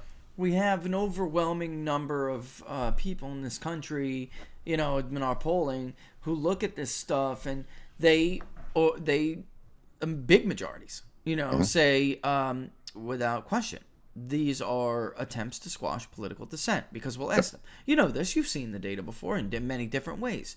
What about social media censorship and cancel culture and this and political persecutions and whatever it may be? They know what this is. Yeah. How is it that Republicans are cowards who cave in their corners like this? They wanted to use that, because the truth is many of them wanted to use January 6th as a way to get rid of him for good. So they're terrified he's going to run for president again. Let's get real. They're scared as hell that Donald Trump's going to make a Grover Cleveland-like comeback. They are. Right. I know they are. I know. Right. And this isn't debatable. We've heard from people. They are terrified of this. And it would probably even force some people into retirement if you won. And the bottom line, not probably, it would. And so this is the end for them. So that is why. So they'll leave grandma in jail to rot in jail because of it. What kind of a piece of trash are you? Yeah, there are so many issues going on right now in this country. It's just a gold mine for the GOP to go out there and point these things out. And just look at what happened here recently with the whole, they're trying to shift the whole defund the police, right? It's actually the Republicans defunding the police. Where's the GOP? Don't come on Fox News, on Hannity or whatever. Don't come on these shows and just go, that's ridiculous. Tell them why. Say something, because this is such a winnable thing. It is so easy to win this one. Yeah. And they just come on and they laugh and they snicker and then start talking about something else. Joke. And tell us why it's a joke. Tell us why you think it's funny, because it is funny in a way, but it's sad in another way. It's sad in another way that these guys are so desperate to switch the narrative. It's an impossible narrative for them to switch. Nobody buys it. But point this stuff out. You got the squad running around still to this day saying, yeah, absolutely, I mean defund the police. They're defunding the police forces all in these liberal-run cities. Point it out. I did a just here this week, and I pointed it out. Here, this city is doing this. This city's doing this. This city's doing this. City after city after city.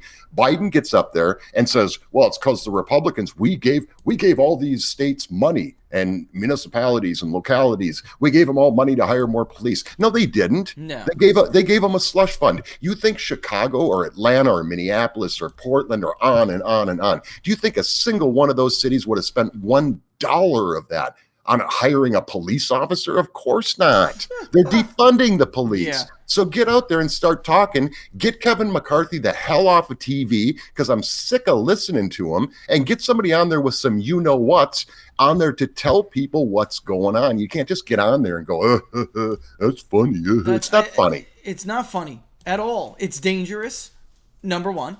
It's dangerous. And they make a mockery. Same thing with the environment and climate change. They make a mockery out of it and don't offer any kind of counter argument whatsoever. And it's easy. You've got clip. I could put together a 10-hour clip of nonstop left-wingers talking about defunding the police and talking about already doing it. These city council people. Do you see what happened there in Minneapolis? Whether the vice president of the city council, they voted unanimously to defund the police.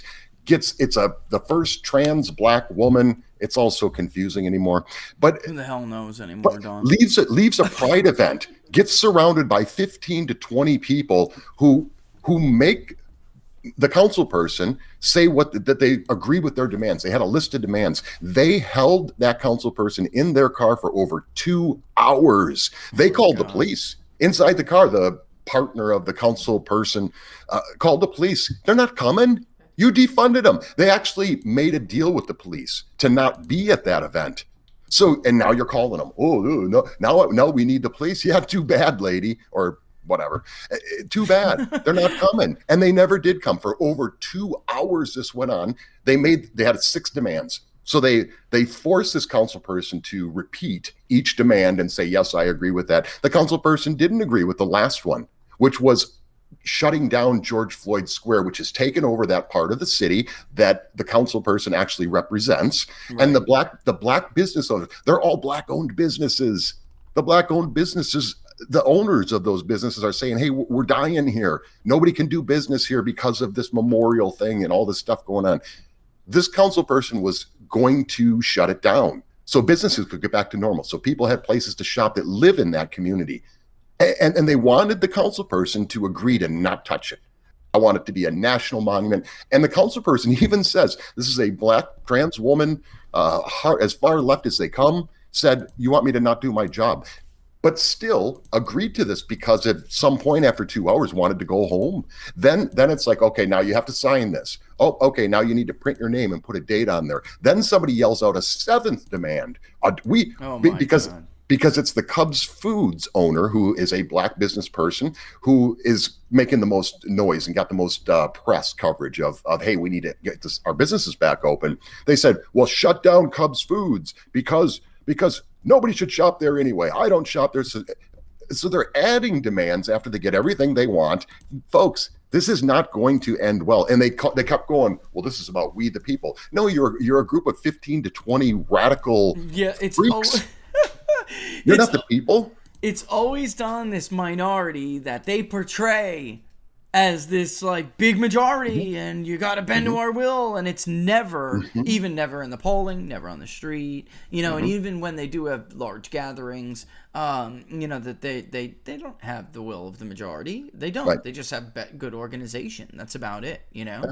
Well, let's shoot a question in here. Go ahead. All right. Jim wants to know, is Illinois a winnable state for MAGA? If we lose Texas, Arizona, and Georgia, that is a great place to look for electoral votes. What does Rich think? So 4 years ago, or now almost 5 years ago, when Donald Trump won in 2016, I took a look at Illinois, and outside of the vote by mail reversal of those trends in 2020, which I believe are dubious at best, in 2016, it was very clear that there was a very narrow path if you could work on the black community long term. And much to Trump's credit, he tried. And people started to shame those who showed up at Trump Tower to help him. And he did. He called, Steve Harvey. Remember all the people he brought there? Even Herschel Walker was one too. And they tried to go after him. Lovable, likable guy. But someone out of the box. And he basically said, listen, I really am trying to make a connection with inner city black communities. And the Democrats used the tool that they always use when they feel that their power is being threatened. And that is shaming, threats, abuse. I mean, they abused Harvey. They abused. They come at you. So you can't. It's never about what's truly best for the black community. It's don't you dare destroy my cash cow. And it really is sad. And what adds to that sadness is that many of these black community leaders had previous and prior relationships with Donald Trump, knew the kind of man he was, praised the hell out of him in all of these major metropolitan areas, by the way. Basically all of them. Or, the ones we're discussing right now. Chicago, New York, even parts of Jersey. I mean, Don, you know this. You've played the clips on your show before as well. They love this guy. And now because he entered the political arena, they have a deal with the Democratic Party. One of the biggest betrayals of the black community comes from within their own community. Their community leaders are disgusting. I'm sorry, they're sellouts. They basically get blood money to shut up and pretend. By the way, it's not even that Don, they don't agree with transgenderism in black inner city churches. They don't agree with abortion. They don't agree with any of this crap. Gay marriage. As a matter of fact, gay marriage. Going down the line, the only thing that maintains that relationship are those leaders that they have in place. And my suggestion was not only to work with them and it takes time, but replace them. And they have to be replaced. And the only way to do that is to establish grassroots relationships. And believe me, he tried. My only criticism of him is that he quit too soon. So he saw what it was doing to some people that he has known and respected for years, and he didn't want to put any undue or he didn't want to hurt them professionally and personally. So that's a real damn shame, though, Don. It really is. Mm-hmm. Which is why they rioted in Chicago. Mm-hmm. Because downstate in Chicago is very red. If you could peel just a slice off the vote in Chicago, you could do real damage a la Bruce Rauner in 2014. Which he did by going to Meeks and others, right? And he really sliced into that vote. I really wish Trump would have kept up with it, because that rally that he held in Chicago, which ended in a riot, Clinton people, Bernie people, the Kramers of the world, those people put that riot on purpose to shut that event down. They did not want black people hearing Donald Trump's message.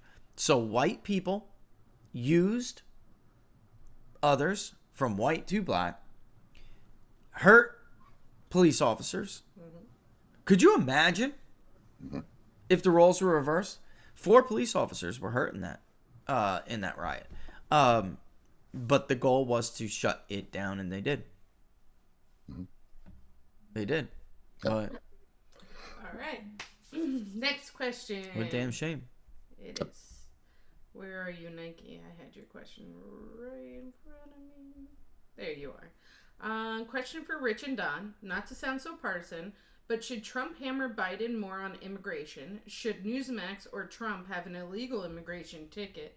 If Biden demagogue on COVID, why can't Trump give Biden a taste of his own medicine? Don, you're the messenger. You're the message guy. I mean, I got something to add to that, but you take this one, buddy. Yeah. Okay. And yeah, great question. Here's the deal. So you've got Trump out right now, who's the only one with the courage to go out and push back against Joe Biden. The recent rally he did, I mean, that's the messaging. We're in this, it just goes back to what we were talking about at the beginning here. Where is everybody else? Get out there. Look what's going on. We for 4 years, we heard about these kids in cages, which happened to be a picture from 2014 during Barack Obama's presidency. But and then, oops, they all of a sudden, they realized that. Somebody pointed that out. Hey, wait a minute. That's when your guy was in office. They don't care about that. The kids in cages. Remember all the stuff that was going on and people screaming and all the Hollywood people with their, this is terrible. Look what's going on today. Okay, so what are there's 10 times as many kids in cages. They're being stockpiled in houses here in America. This is happening in Texas and California. They're finding 100 people inside these 100-degree houses. They're finding them in the back of tractor or trailers from semi trucks. Nobody cares. None of these issues are really what they're about. Where is I almost screwed up and said, where is the leadership? Where are the elected officials that are supposed to be out there talking about this stuff? So I'm glad that former President Trump is doing this, but it's really not, he shouldn't have to. He shouldn't have to, but he's the only one out there doing it. So I applaud him for that. But get these people out there, get Kevin McCarthy off of Fox News, get somebody on there with the you-know-what to go out there, the chutzpah, I'll go with that one, with the chutzpah to go out there and talk about this stuff. Look what's going on. So yeah, kids in cages, they didn't care about kids in cages. They cared about Orange Man bad. That's the only thing they care about on any of this stuff. They don't care about racism. They don't care about any of the things they say they care about. They care about destroying conservatism in America. That's it. Amen to that, because that's really, I couldn't have put it any better myself. I just thought about that rally that we had passed. There was the, release the kids in cages back during Trump's era, and Laura and I are coming out of Publix, and they're like surrounding, it's like everywhere, and can't get in and out of Publix. And anyway, it really wasn't, they're just in the way. It wasn't even that many people, but who were they?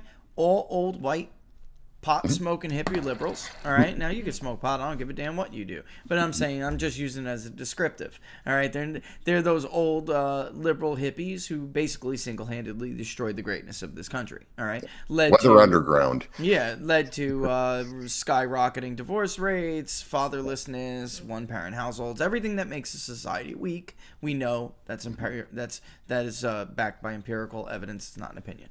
All right, so but in any event, Laura's like, you know what? I can't even take this crowd.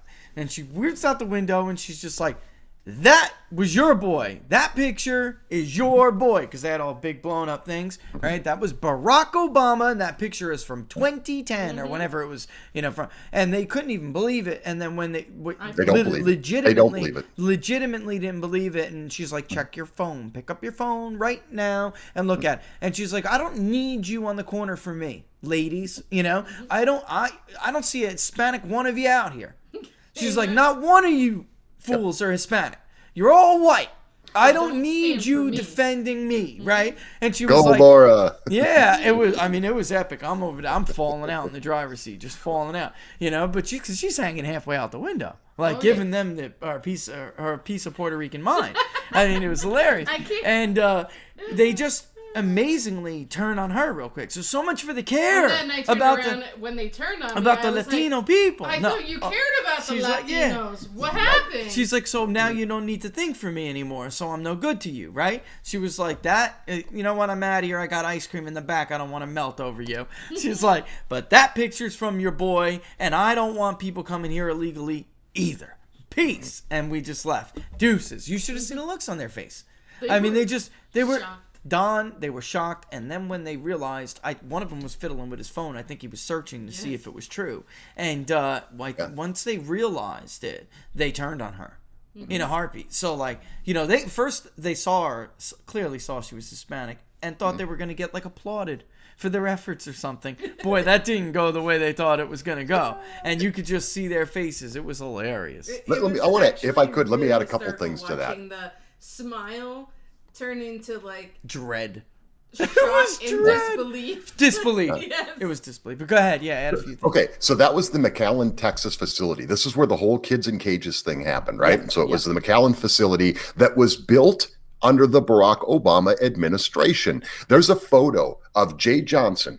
Jay Johnson's walking through, and it's Homeland Security. It had just opened. The facility had just opened, and he was just walking through to check it out because, hey, great job. We did a great job here building this great facility with all these cages. As he's walking through the facility, so he's with all the administration people. The only person out there was the president and the vice president. They're walking through, and here's all the kids in cages. And these pictures are out there. It's no mystery. But think about this. When they put that 2014 picture up, this is happening now. And then it went on to say this is unacceptable. 14. That's right. It was 14, yes. 24. Okay, so that's when the photo was from. But this was under Trump's administration when this thing broke out. But this is something really important. So this was a reporter who broke this, right? So the reporter's got this exclusive photo that nobody's ever seen before. Look, this is happening now. At the same time that this report first went out on Twitter, on all over social media, it was Stephen King. It was Cher. Yep. It was Bette Midler. On and on and on. And Joy Behar. Yep. All these people with over 1 million followers, everybody's followed them. They all put it out at the exact same time. They didn't retweet what this reporter put out who had exclusive access to this photo. They all had the photo. They all used the exact same verbiage. So if you don't think that this isn't incestuous, that there isn't something going on here with strategies, there is, because they all put the same thing out with pretty much exactly this copy and paste wording. Here's the picture. So they all had this exclusive picture that only this reporter had at the same exact time. And there you go. Going to the one viewer's question, compare and contrast the difference in pushback. Barack Obama wasn't that vocal at all in the beginning, even though he was largely running the opposition against Donald Trump. But all of the surrogates, everybody, they were all on the same page. They knew what they were going to attack. They used the same vocabulary. The right is totally incoherent. Yep. Totally incoherent. And the difference is they don't have leaders. So whether you like Nancy Pelosi or not, whether you like Chuck Schumer or not, you can count on them to go to the microphone every day for their press conference and say what is on the bulletin board today. Or in the memo today. They're going to do it. David Brock sends out his little memo for everybody. Everyone from the entertainment industry to media to politicians. And they all write it. There's no somebody... well, I think that may be going a little too far, or I wouldn't use strong language like that, right? Like a little Kevin, little turd, you know? I wouldn't use language that strong, right? I mean, that isn't, there's none of that on the left. Well, maybe he should try. Maybe he should start. Do you remember when it was unacceptable to use the word liar? Mm-hmm. Oh yes. You remember that? Remember that. Guys, folks, for those of you who are new to politics because of Donald Trump, you were not allowed to call somebody else a liar. That was thought of as couth, and it was dirtied on. It was like out of the bounds, and that's because the truth is, everybody knew that everybody's a liar, right? And you don't use the L word though to call each other that. So you use words like, now so and so just blatantly misled X, Y, yes. Z. It was right. Mislead or wasn't completely true. Yeah, wasn't completely honest there. Honest, that's the word. Mm-hmm. There was a fact check here recently, and I showed this on my show. I kind of went through this whole thing. So there was a fact check because they had talked about how Joe Biden, so this was during the election cycle, and Joe Biden had he eulogized, as well as Bill Clinton and Barack Obama, and one after the other, eulogized KKK Byrd. Robert KKK Byrd. Absolutely, that's a great episode, by the way. If people haven't seen that on your channel, they went in, look it up, and they fact checked this thing, and what they determined was, because he did, right? So of course he did. But what they determined was that somebody had tweeted that Robert Byrd was the grand wizard of the KKK. Grand Cyclops. right. He was the Grand Cyclops because that's better. Yeah. That's a nicer position within the Ku Klux Klan. So yes. So their determination was it was false because he wasn't actually the Grand Wizard. Everything that the person had said was true, except he wasn't the Grand Wizard. He was the Grand Cyclops, which is, again, I guess that's better. Folks, if you didn't see that clip from Don on his show, on his YouTube channel, you have got to go check that out. That is one of my personal favorites. But it's amazing how many recruits. I mean, it's worse than what he just did for the Klan. How many minds did Robert KKK Byrd poison and bring to the Klan? Wait until you find out. And then what did that lead to? And how, I mean, God. And then, but by the way, you just, you're a liberal. All's forgiven. Well, okay, so how did Bill Clinton phrase his relationship with the Klan? Yeah, there are some people who say he had a fleeting relationship with the Klan. No, he was a lifelong. The last interview. So they say he spent the rest of his life making up for this. And Bill Clinton ended that with saying, because that's what good people do. Oh, well, I didn't know that. I thought bad people joined the Klan and became a Grand Cyclops. But anyway, they tried to clean it up and say he spent the rest of his life trying to make up for it. No, he didn't. He ran at the longest time, the longest filibuster that took place in Congress. And guess what he was filibustering? The Civil Rights Act. That's right. He was well on in his years. But the last interview he gave before he passed on Fox News. Oh, yes. They ask him a question and he goes, well, there's a lot of white ends out there. And he said the word. Dropped it right on Fox. And he said, if you want to use that word. No, nobody wants to use that word. Just you. Don, he used that word with ease, like it's rolled off his tongue a million times in his life. He dropped the N word and rolled it like a Southerner, like a Klansman, not a Southerner. Because that's unfair. That's like a Klansman. Get it right. And it rolled off his Klan tongue with ease. With fleeting relationship. That man has used the N-word in his sleep, at his dinner table, in his church, as a noun, as a verb. Right. Look at that video from Don. It's most excellent. According to Bill Clinton, that's what good people do, Rich. Yeah, it's fleeting. It's fleeting. I mean, that was for me, the fleeting thing was like, wait, what? Because of course that's not at all true. He had a long-term relationship with the Klan. He supplied them with young men to poison. I mean, but that was his role. All right, let's get another question. Fleeting relationship. These dirtbags. These people are scum. They're trash. All right, Lamp Crow. Paul LePage is running for Maine governor again. Can he win? The base adores him, as do a good share of independents. The state is very elastic, and he has a populist disposition. Yeah. Paul had a lot of problems, of course. But he did win a very tough race. He had a lot of problems because they were afraid of Paul LePage. Mm-hmm. He was like a pre-Trump wink to the Republican Party of what you could be to win states that are incredibly difficult for Republicans to win. And you remember him, Don. I mean, you remember. Yep. Paul was very straight talking. He was like the Chris Christie of Maine, and very, very much a straight talker. Talk like the working class, act like the working class, policy for the working class, and guess what? You'll carry the state of Maine. You know what I mean? It is very... Now, there's a growing liberal element in like Bangor, you know, and if I'm not saying it right, excuse me. But there was... even some men that would consider themselves moderate to liberal that voted for Paul because he thought they just like this stuff. Masculinity goes a long way. I'm serious. We're humans, so get over it. I know there's a lot of people who love us to progress somehow beyond human nature. That won't happen, otherwise it wouldn't be human nature. All right, the best we can hope for is to recognize it and the flaws of it. To recognize and be conscious of, but this I wouldn't even consider a flaw. Masculinity is extremely important, and it resonates with people. And he was something, man.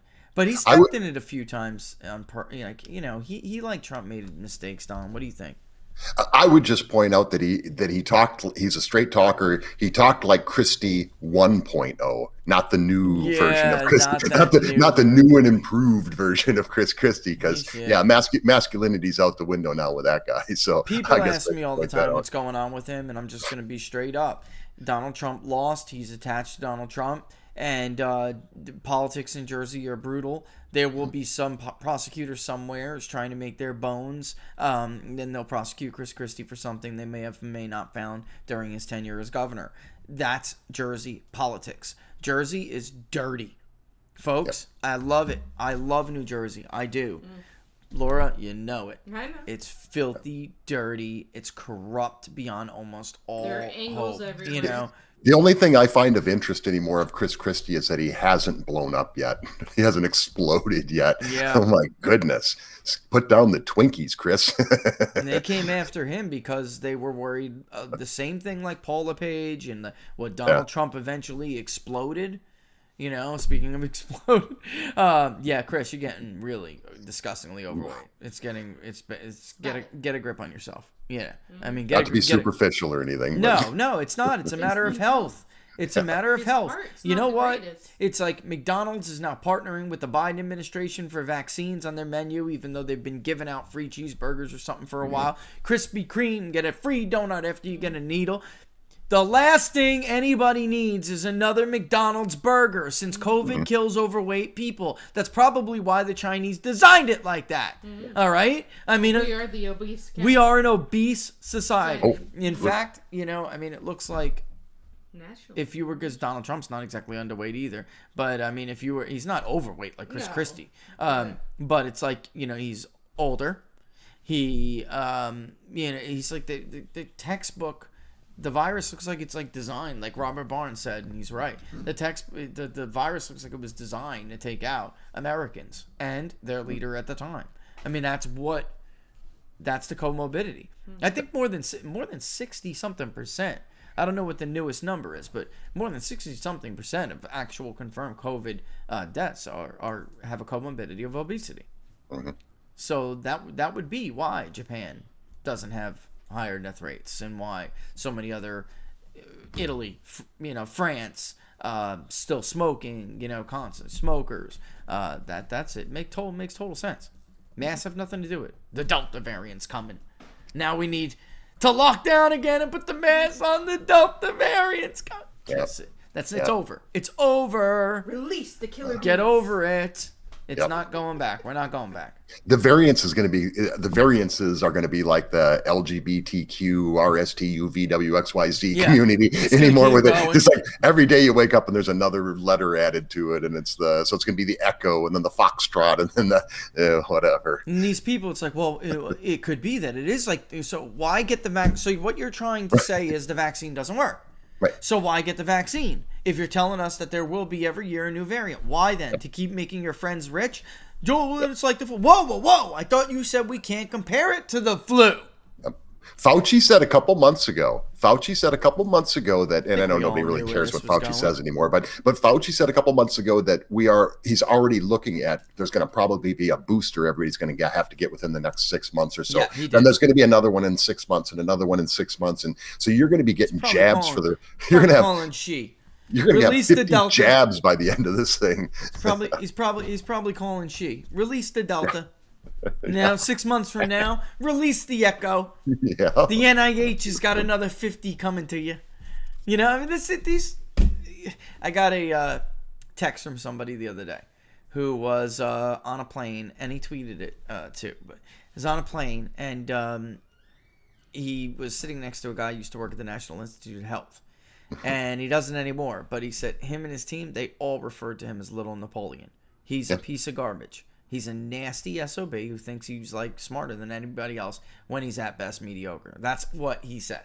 And I mean, it could be just a disgruntled employee, or it could be that our suspicions are obviously right because that's what everybody says about the man. Yep. I also think, and I don't really care what people say. I think he gets credit for things Donnie doesn't deserve credit for. Oh, totally. He did nothing about the vaccine. He is the pioneer of AIDS research or something. No, he's not. He's the guy who ignored it for years when people were dying. I mean, the early activists had problems with Dr. Fauci. He was the one who kept brushing it off like it was nothing. Pretty much how he sounded like about when it came to COVID in February before the pandemic. Or during the pandemic. They tried to say that President Trump had blood on his hands, right? They're still saying that he had blood on his hands of this number of people that died. And the reason is what? The reason is because they said he discouraged mask wearing by his he would walk around without a mask somewhere, and he would be talking to people without a mask, and people were sitting too close together. Fauci literally told people not to wear a mask, but nobody, not a single person outside of me, maybe you and a couple other people, had said he's got blood on his hands. He doesn't have blood on his hands for literally telling people not to wear a mask. In fact, told them it may do more harm than good. President Trump, just because a couple times he didn't have his mask on, and then that was him telling people, no, it wasn't. He never told anybody not to wear a mask. He never said that once. So his team. He was just saying, you know, and by the way, you know, it's like, why? Because Donald Trump didn't wear a mask? The bottom line is Dr. Fauci wasn't wearing a mask at the ball game. How many videos do we have of the guy, the camera goes off, he takes his mask off. But we now have emails of him saying that masks don't work. So, I mean, at this point, how stupid do you have to be? It's the same thing with the insurrection. Do you want to be stupid?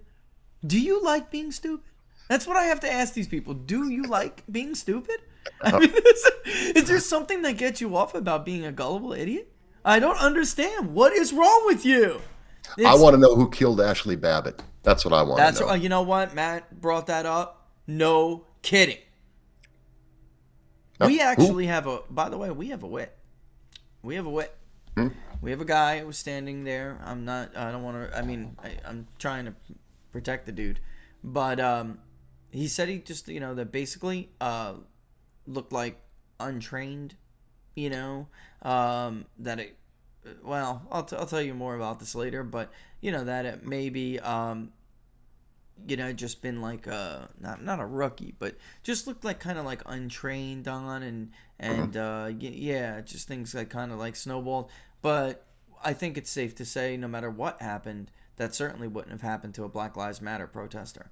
That certainly would not have happened to an Antifa protester. In fact, they would have just ceded the Capitol to Antifa, right? They probably, oh, look, hey, pass this prologue. You give up whole precincts, let them burn down whole precincts. Why? I mean, really, why not let them roll through the Capitol and trash it? They already ceded They already ceded parts of the Capitol when it came to the Kavanaugh hearing. They absolutely let people roll through areas they weren't supposed to roll through. I mean, so, I mean, really. This woman has not gotten the attention of a single national news reporter. Nobody cares enough for her life to chase down the way they would chase it down if the roles are reversed. right? God forbid a cop did, shoot a female Antifa protester or something, and the crowd said, she was unarmed, she didn't do anything, even if she was trying to get in, Don. I mean, really. I mean, shooting, murder. A shooting. George Floyd was a multi-offender. He liked to stick guns in the bellies of women. He was, by all accounts, a piece of trash in society. Sorry. All right. Multiple offender, probably suffered from, drug addiction, which is no joke. It's not on him, however. He probably needed help. But we lionized this guy and made him into like an MLK figure. Look at that. I mean, really. And Chauvin got 22 and a half years for putting his knee on his neck for what people keep running around saying, murder, murder, murder. Folks, he's convicted of unintentional manslaughter. I mean, so at least get your damn vocabulary correctly. The man got 22 and a half years, which exceeds what the judge could have given him. Unintentional is 15 to 25. He got the high end of that spectrum. The judge easily could have given him less. He didn't. So imagine if the roles were reversed. This poor girl, nobody cares about her at all, Don. We've got citizens across this country right now as we speak who are being persecuted, who are being monitored, who are being that weren't anywhere near this thing. And real quick, I'll try to make this short. Your bank is giving them records? Yep, absolutely. Records? I've got a very good friend of mine. This guy is somebody that I trust with everything. He's just a super honest guy. He's a great guy. He's a patriot. He was in Washington, D.C., and he spoke on the 5th of January. So he speaks at this event that was put together by this group. And just, it was just, they did their thing and the event was over. He goes home. So he's not even there on the 6th. He left that morning, actually. He leaves the morning of the 6th. So here about 4 weeks ago, he's traveling and they're visiting some family, him and his fiance. They're visiting some family. He gets pulled over on the freeway, gets pulled over by an unmarked car, but with the light thing on the, deal, gets pulled over. And these guys get out, plainclothes guys with a couple FBI badges, and they stop him and start asking him about where was he on the 6th. They wanted to know what he did on the 6th. He said, well, I was on a plane coming back home. I spoke on the 5th. They're like, no, we have evidence. And so anyway, so they're doing the harassment thing to him, right? They're trying to intimidate him. We've got all kinds of information on you, and and he had nothing to do with it. Meanwhile, they're lying, Don. They don't have. So he steps it up and he says, "Arrest me now, then. Arrest me now. I'll get my lawyer and we'll sit down and we'll talk about this." They're like, "No, we're going to let you go, but we just want you to know we're keeping an eye on you." Okay, because that's what the FBI is supposed to do, right? So he takes off. The next day, he's in a rental car. The next day, they're flying back home, he and his fiance. They get to the airport. They're going through the TSA checkout. His wife his fiance goes through in front of him, and then he goes to go through, and they come up and they grab him. "Sir, we need to talk to you." They take this guy back in their little private TSA interrogation room, and here's what they did. They said, "No, we know you." So they already know about these two guys stopping him on the freeway. And they say, no, we have the evidence. And he said, "I want to see it then." Yeah. They said, "You organized."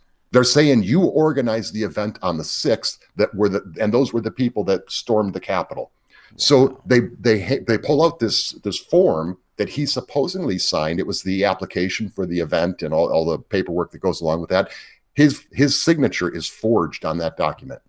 Oh my Lord. He pulls out his identification. He goes, bam, here's my passport. Here's my driver's license. Does that even look close to my signature? Yeah. That's about the time. And then right after that is about the time when I say, I want my phone call. I'm calling a lawyer. And that's what he did. He said, "So you either arrest me right now and we will sit down with my lawyer, or stop harassing me." Yeah. I wasn't even there when all this took place. I had nothing to do with it. I did not organize this event. And that is not my signature. And you can see it. And folks, let me tell you, he got the best of that one. But listen, as a rule of thumb, don't talk to the feds ever. Don't talk to the feds. Call your lawyer, call a lawyer, have somebody on standby. Because they look, Mike Flynn thought they were his friends. They thought they were the good guys. And look at what they did to them. Katie McFarland, you interviewed her. Fantastic interview. Where she revealed stuff I haven't heard on Fox News.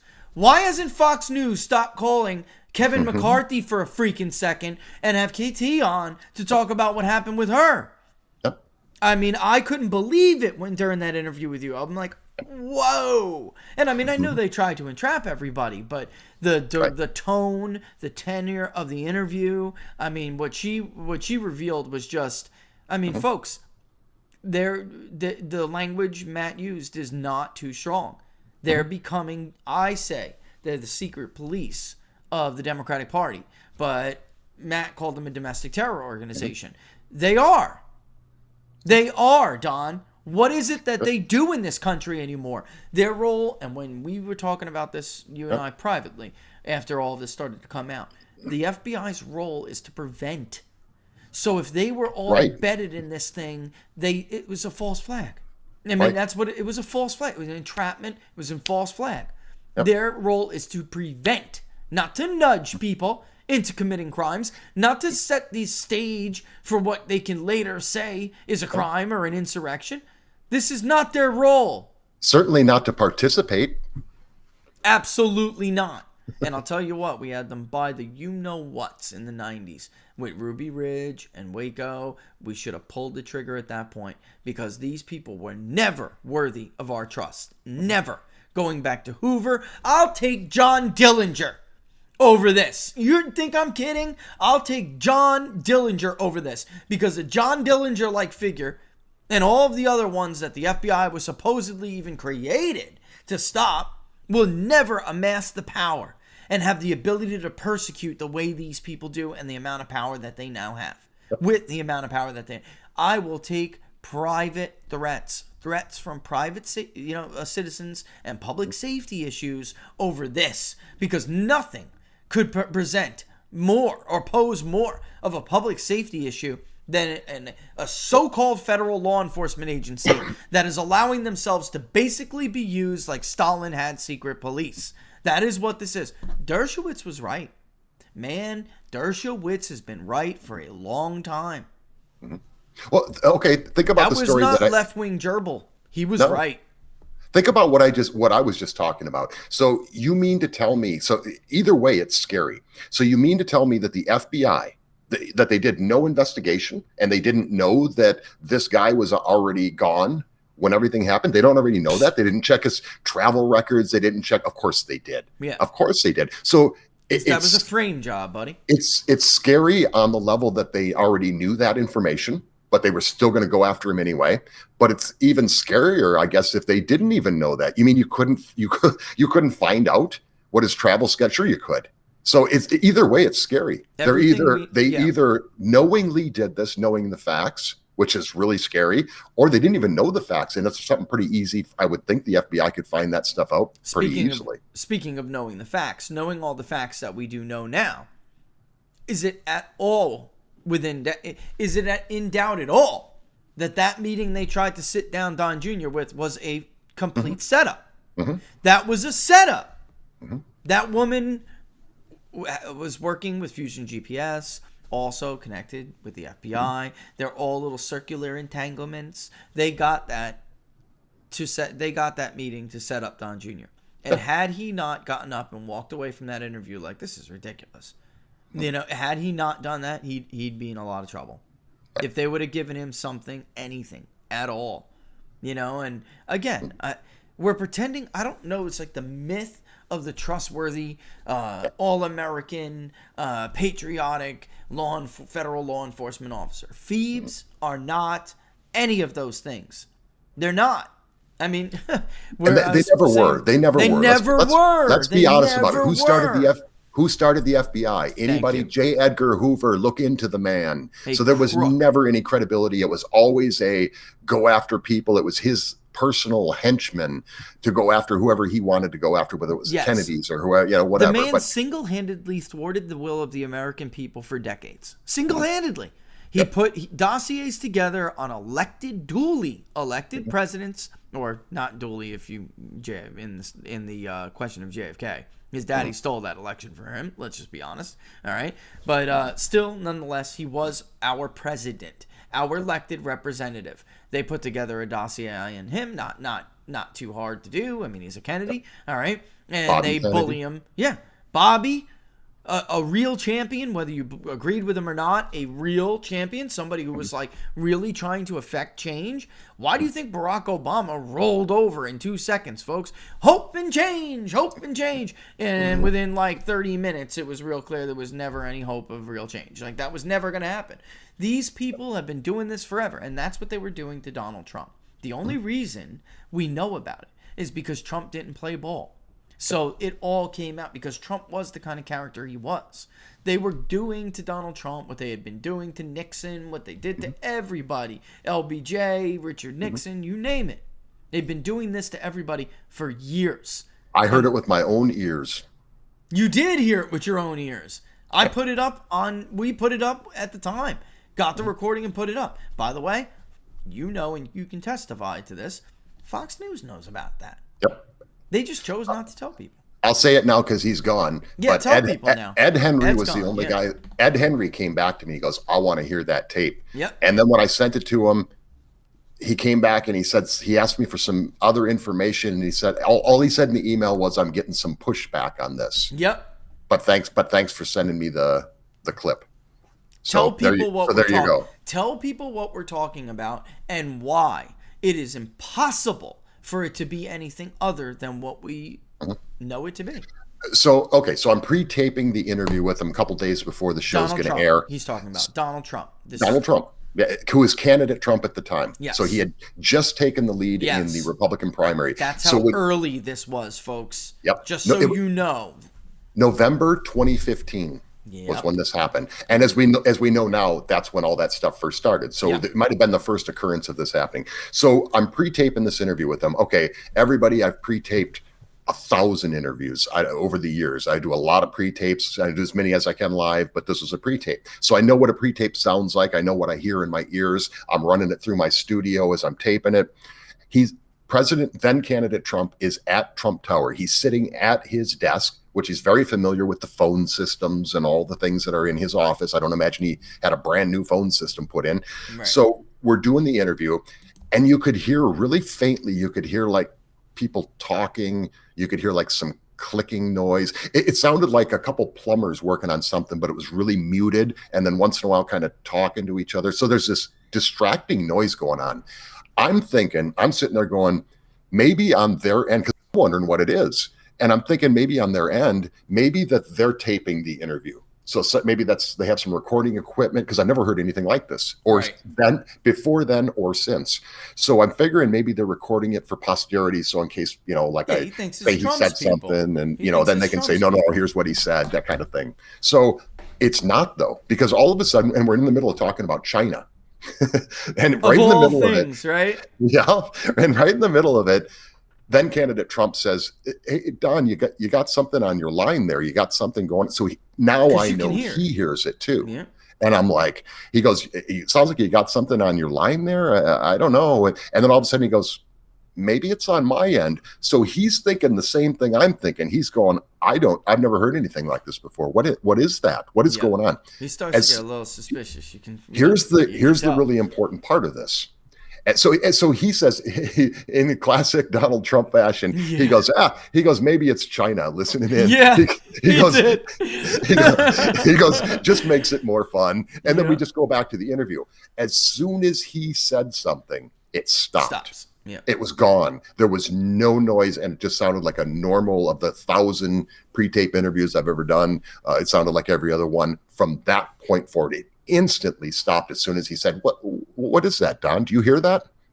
So then Don takes it. He gives it to a military intelligence guy. I take it to people we know at the FBI, and everybody said, that's interference from signal interception. This is before any of the news is broken about they're spying on his campaign. This is before that. So Major General Paul Valley, the first guy I talked to, he goes, I said, "What is this?" Yeah. He goes, somebody's on your line. Yeah. Somebody's listening to you guys. And I'm like, no, okay. And everybody else said exactly the same thing. Everybody else said. And the funny thing is, like Don said, though, it's important to note, this was not everybody was thinking at first, damn, the Chinese are spying on Donald Trump. That is what everybody thought. When that people didn't think about it later, Don, right? Of course we did, right? But in the beginning, I don't think any of us said, that's the FBI, maybe. Like, nobody would have thought it's the FBI on a tower, on a pole, outside the Trump Tower. Yep. Nobody would have thought that, man. I mean, Well, and think about this. So you've got somebody at Fox News who's interested in this, and all of a sudden tells me he's getting pushback, and then never responds to me again. Yep. on that topic. I had Ed on the show after that, but he never responded to that again. It was just like, it never happened. I'm not going to say anything. It's the see no evil, hear no evil thing. And it's just like, wow. So that's Fox News for you right there. And if anybody wants to come out and say, oh, it's not true, anybody from Fox News, I got the emails. So bring it on. Bring it on. Yeah, bring it on. And then you have Devin Nunes all out there in the wilderness by himself, even getting criticized by people on Fox when he's trying to say, listen, the evidence so far suggests that this began earlier than we think, than everyone's talking, and he gets crushed for it. Remember? And here you and I are like, So that's why it was important to what Don is saying about Ed Henry. That's why it's so important, because at that time Ed Henry was looking at it, there was a question of whether or not this incidental collection began earlier than anybody has at that point admitted, and which would have meant James Comey was lying under oath, which would have meant all of these people were lying under oath, right? So, folks, it's a clean line. It's a closed line. So there's no way there could have been, and it had to be on Trump's end. And if Donald Trump himself is making the comment, obviously there was nobody futzing around in his office. There was nobody on, this is, if you listen to it, it's Phoebes. At first, you think it's Chinese, but when you listen to it, there's just really, that is the best explanation. And before anybody ran around touting this audio clip, like, yo, listen to this, we went to people. All of us did. Don did, I did. We started reaching out. Hey, listen to this. Listen to this. And people said, that is someone listening to you. Period. End of story. So, not like we're experts. We don't claim to be, but people who are said that's what it is. So, Fox News, there's another stain on your reputation.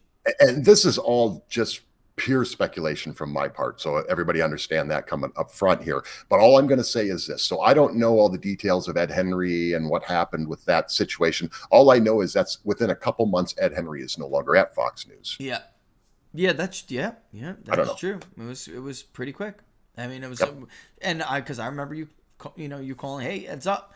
Ed is aware of the tape. We had put it up with a caveat, like, you kind of make up your own mind, but here are what we spoke to people, here are the quotes, here's what they said, kind of thing. And then, that's how we did it. I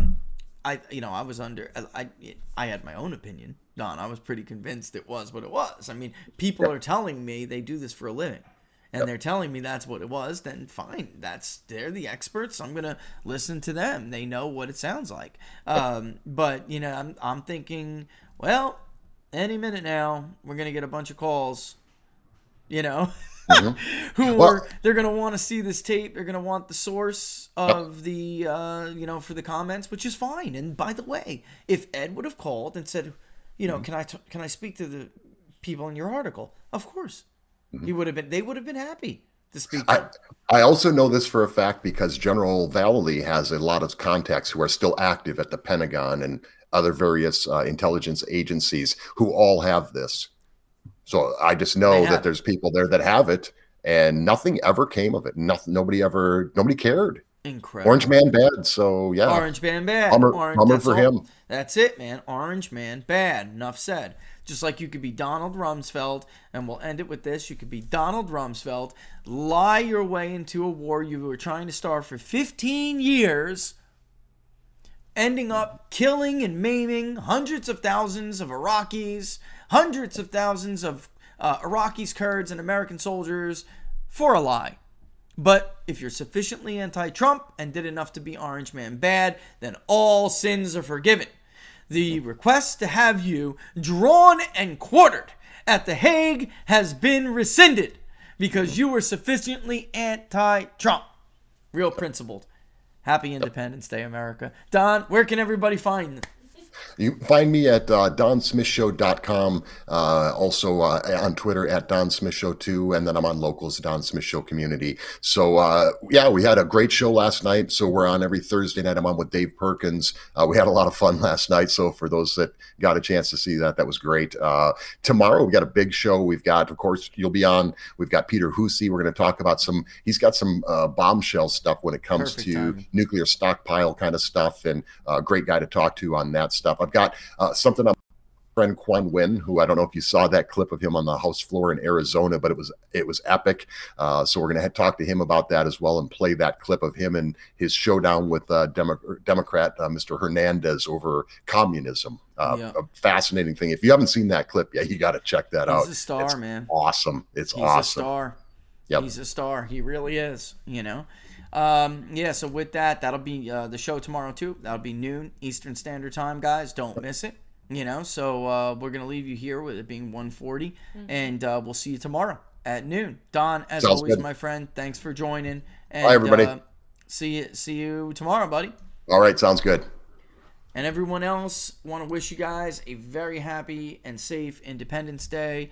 Of course, as always, thank you for all of your support, all your viewers, sharing, what contributions. Join the Locals community if you can.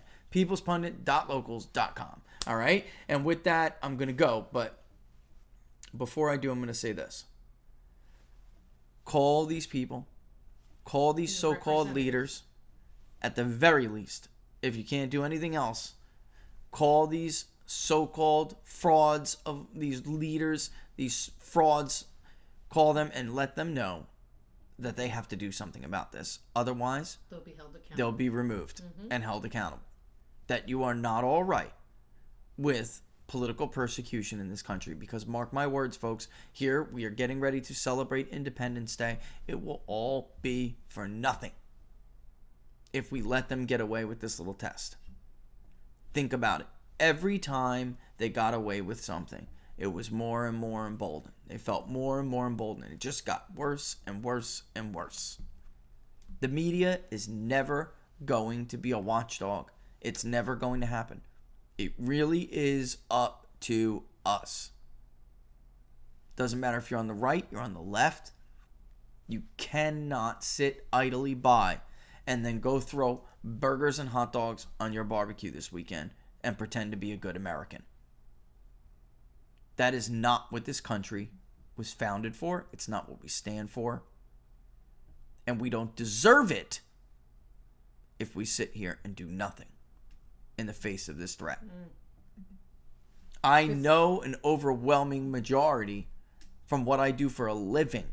I know an overwhelming majority of you in this country understand what is going on.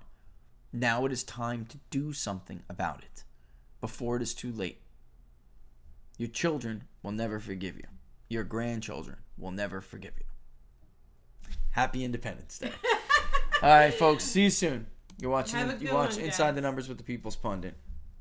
And Locals. See you soon. Yep.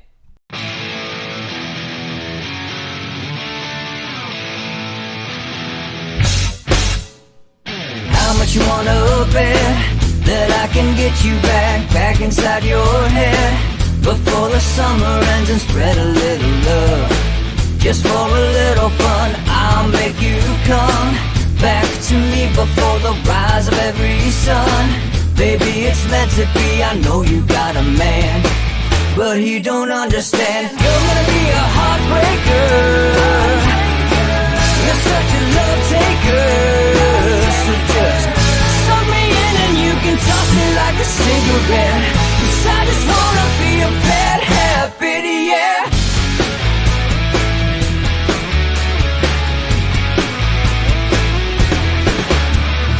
Rhythm in our love, it's impressive, excessive. You can't make this stuff up. My chest beats, it's restless, wakes the neighbors up above. Yeah, baby, come and show me love. Baby, come and show me love. Because you're gonna be a heartbreaker. You're such a love taker.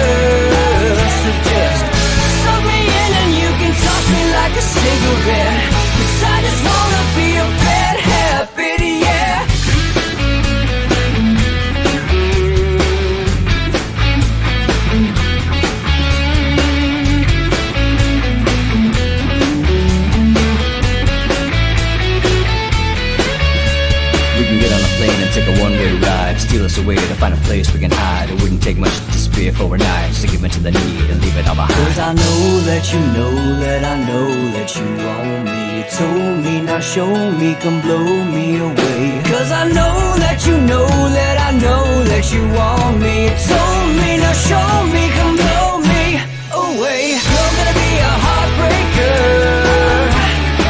You're such a love taker. So just suck me in and you can toss me like a cigarette. Cause I just wanna be your bad habit, yeah. You're gonna be a heartbreaker. You're such a love taker. So just suck me in and you can toss me like a cigarette. Cause I just wanna be your bad habit, yeah. Suck me in and you can toss me like a cigarette.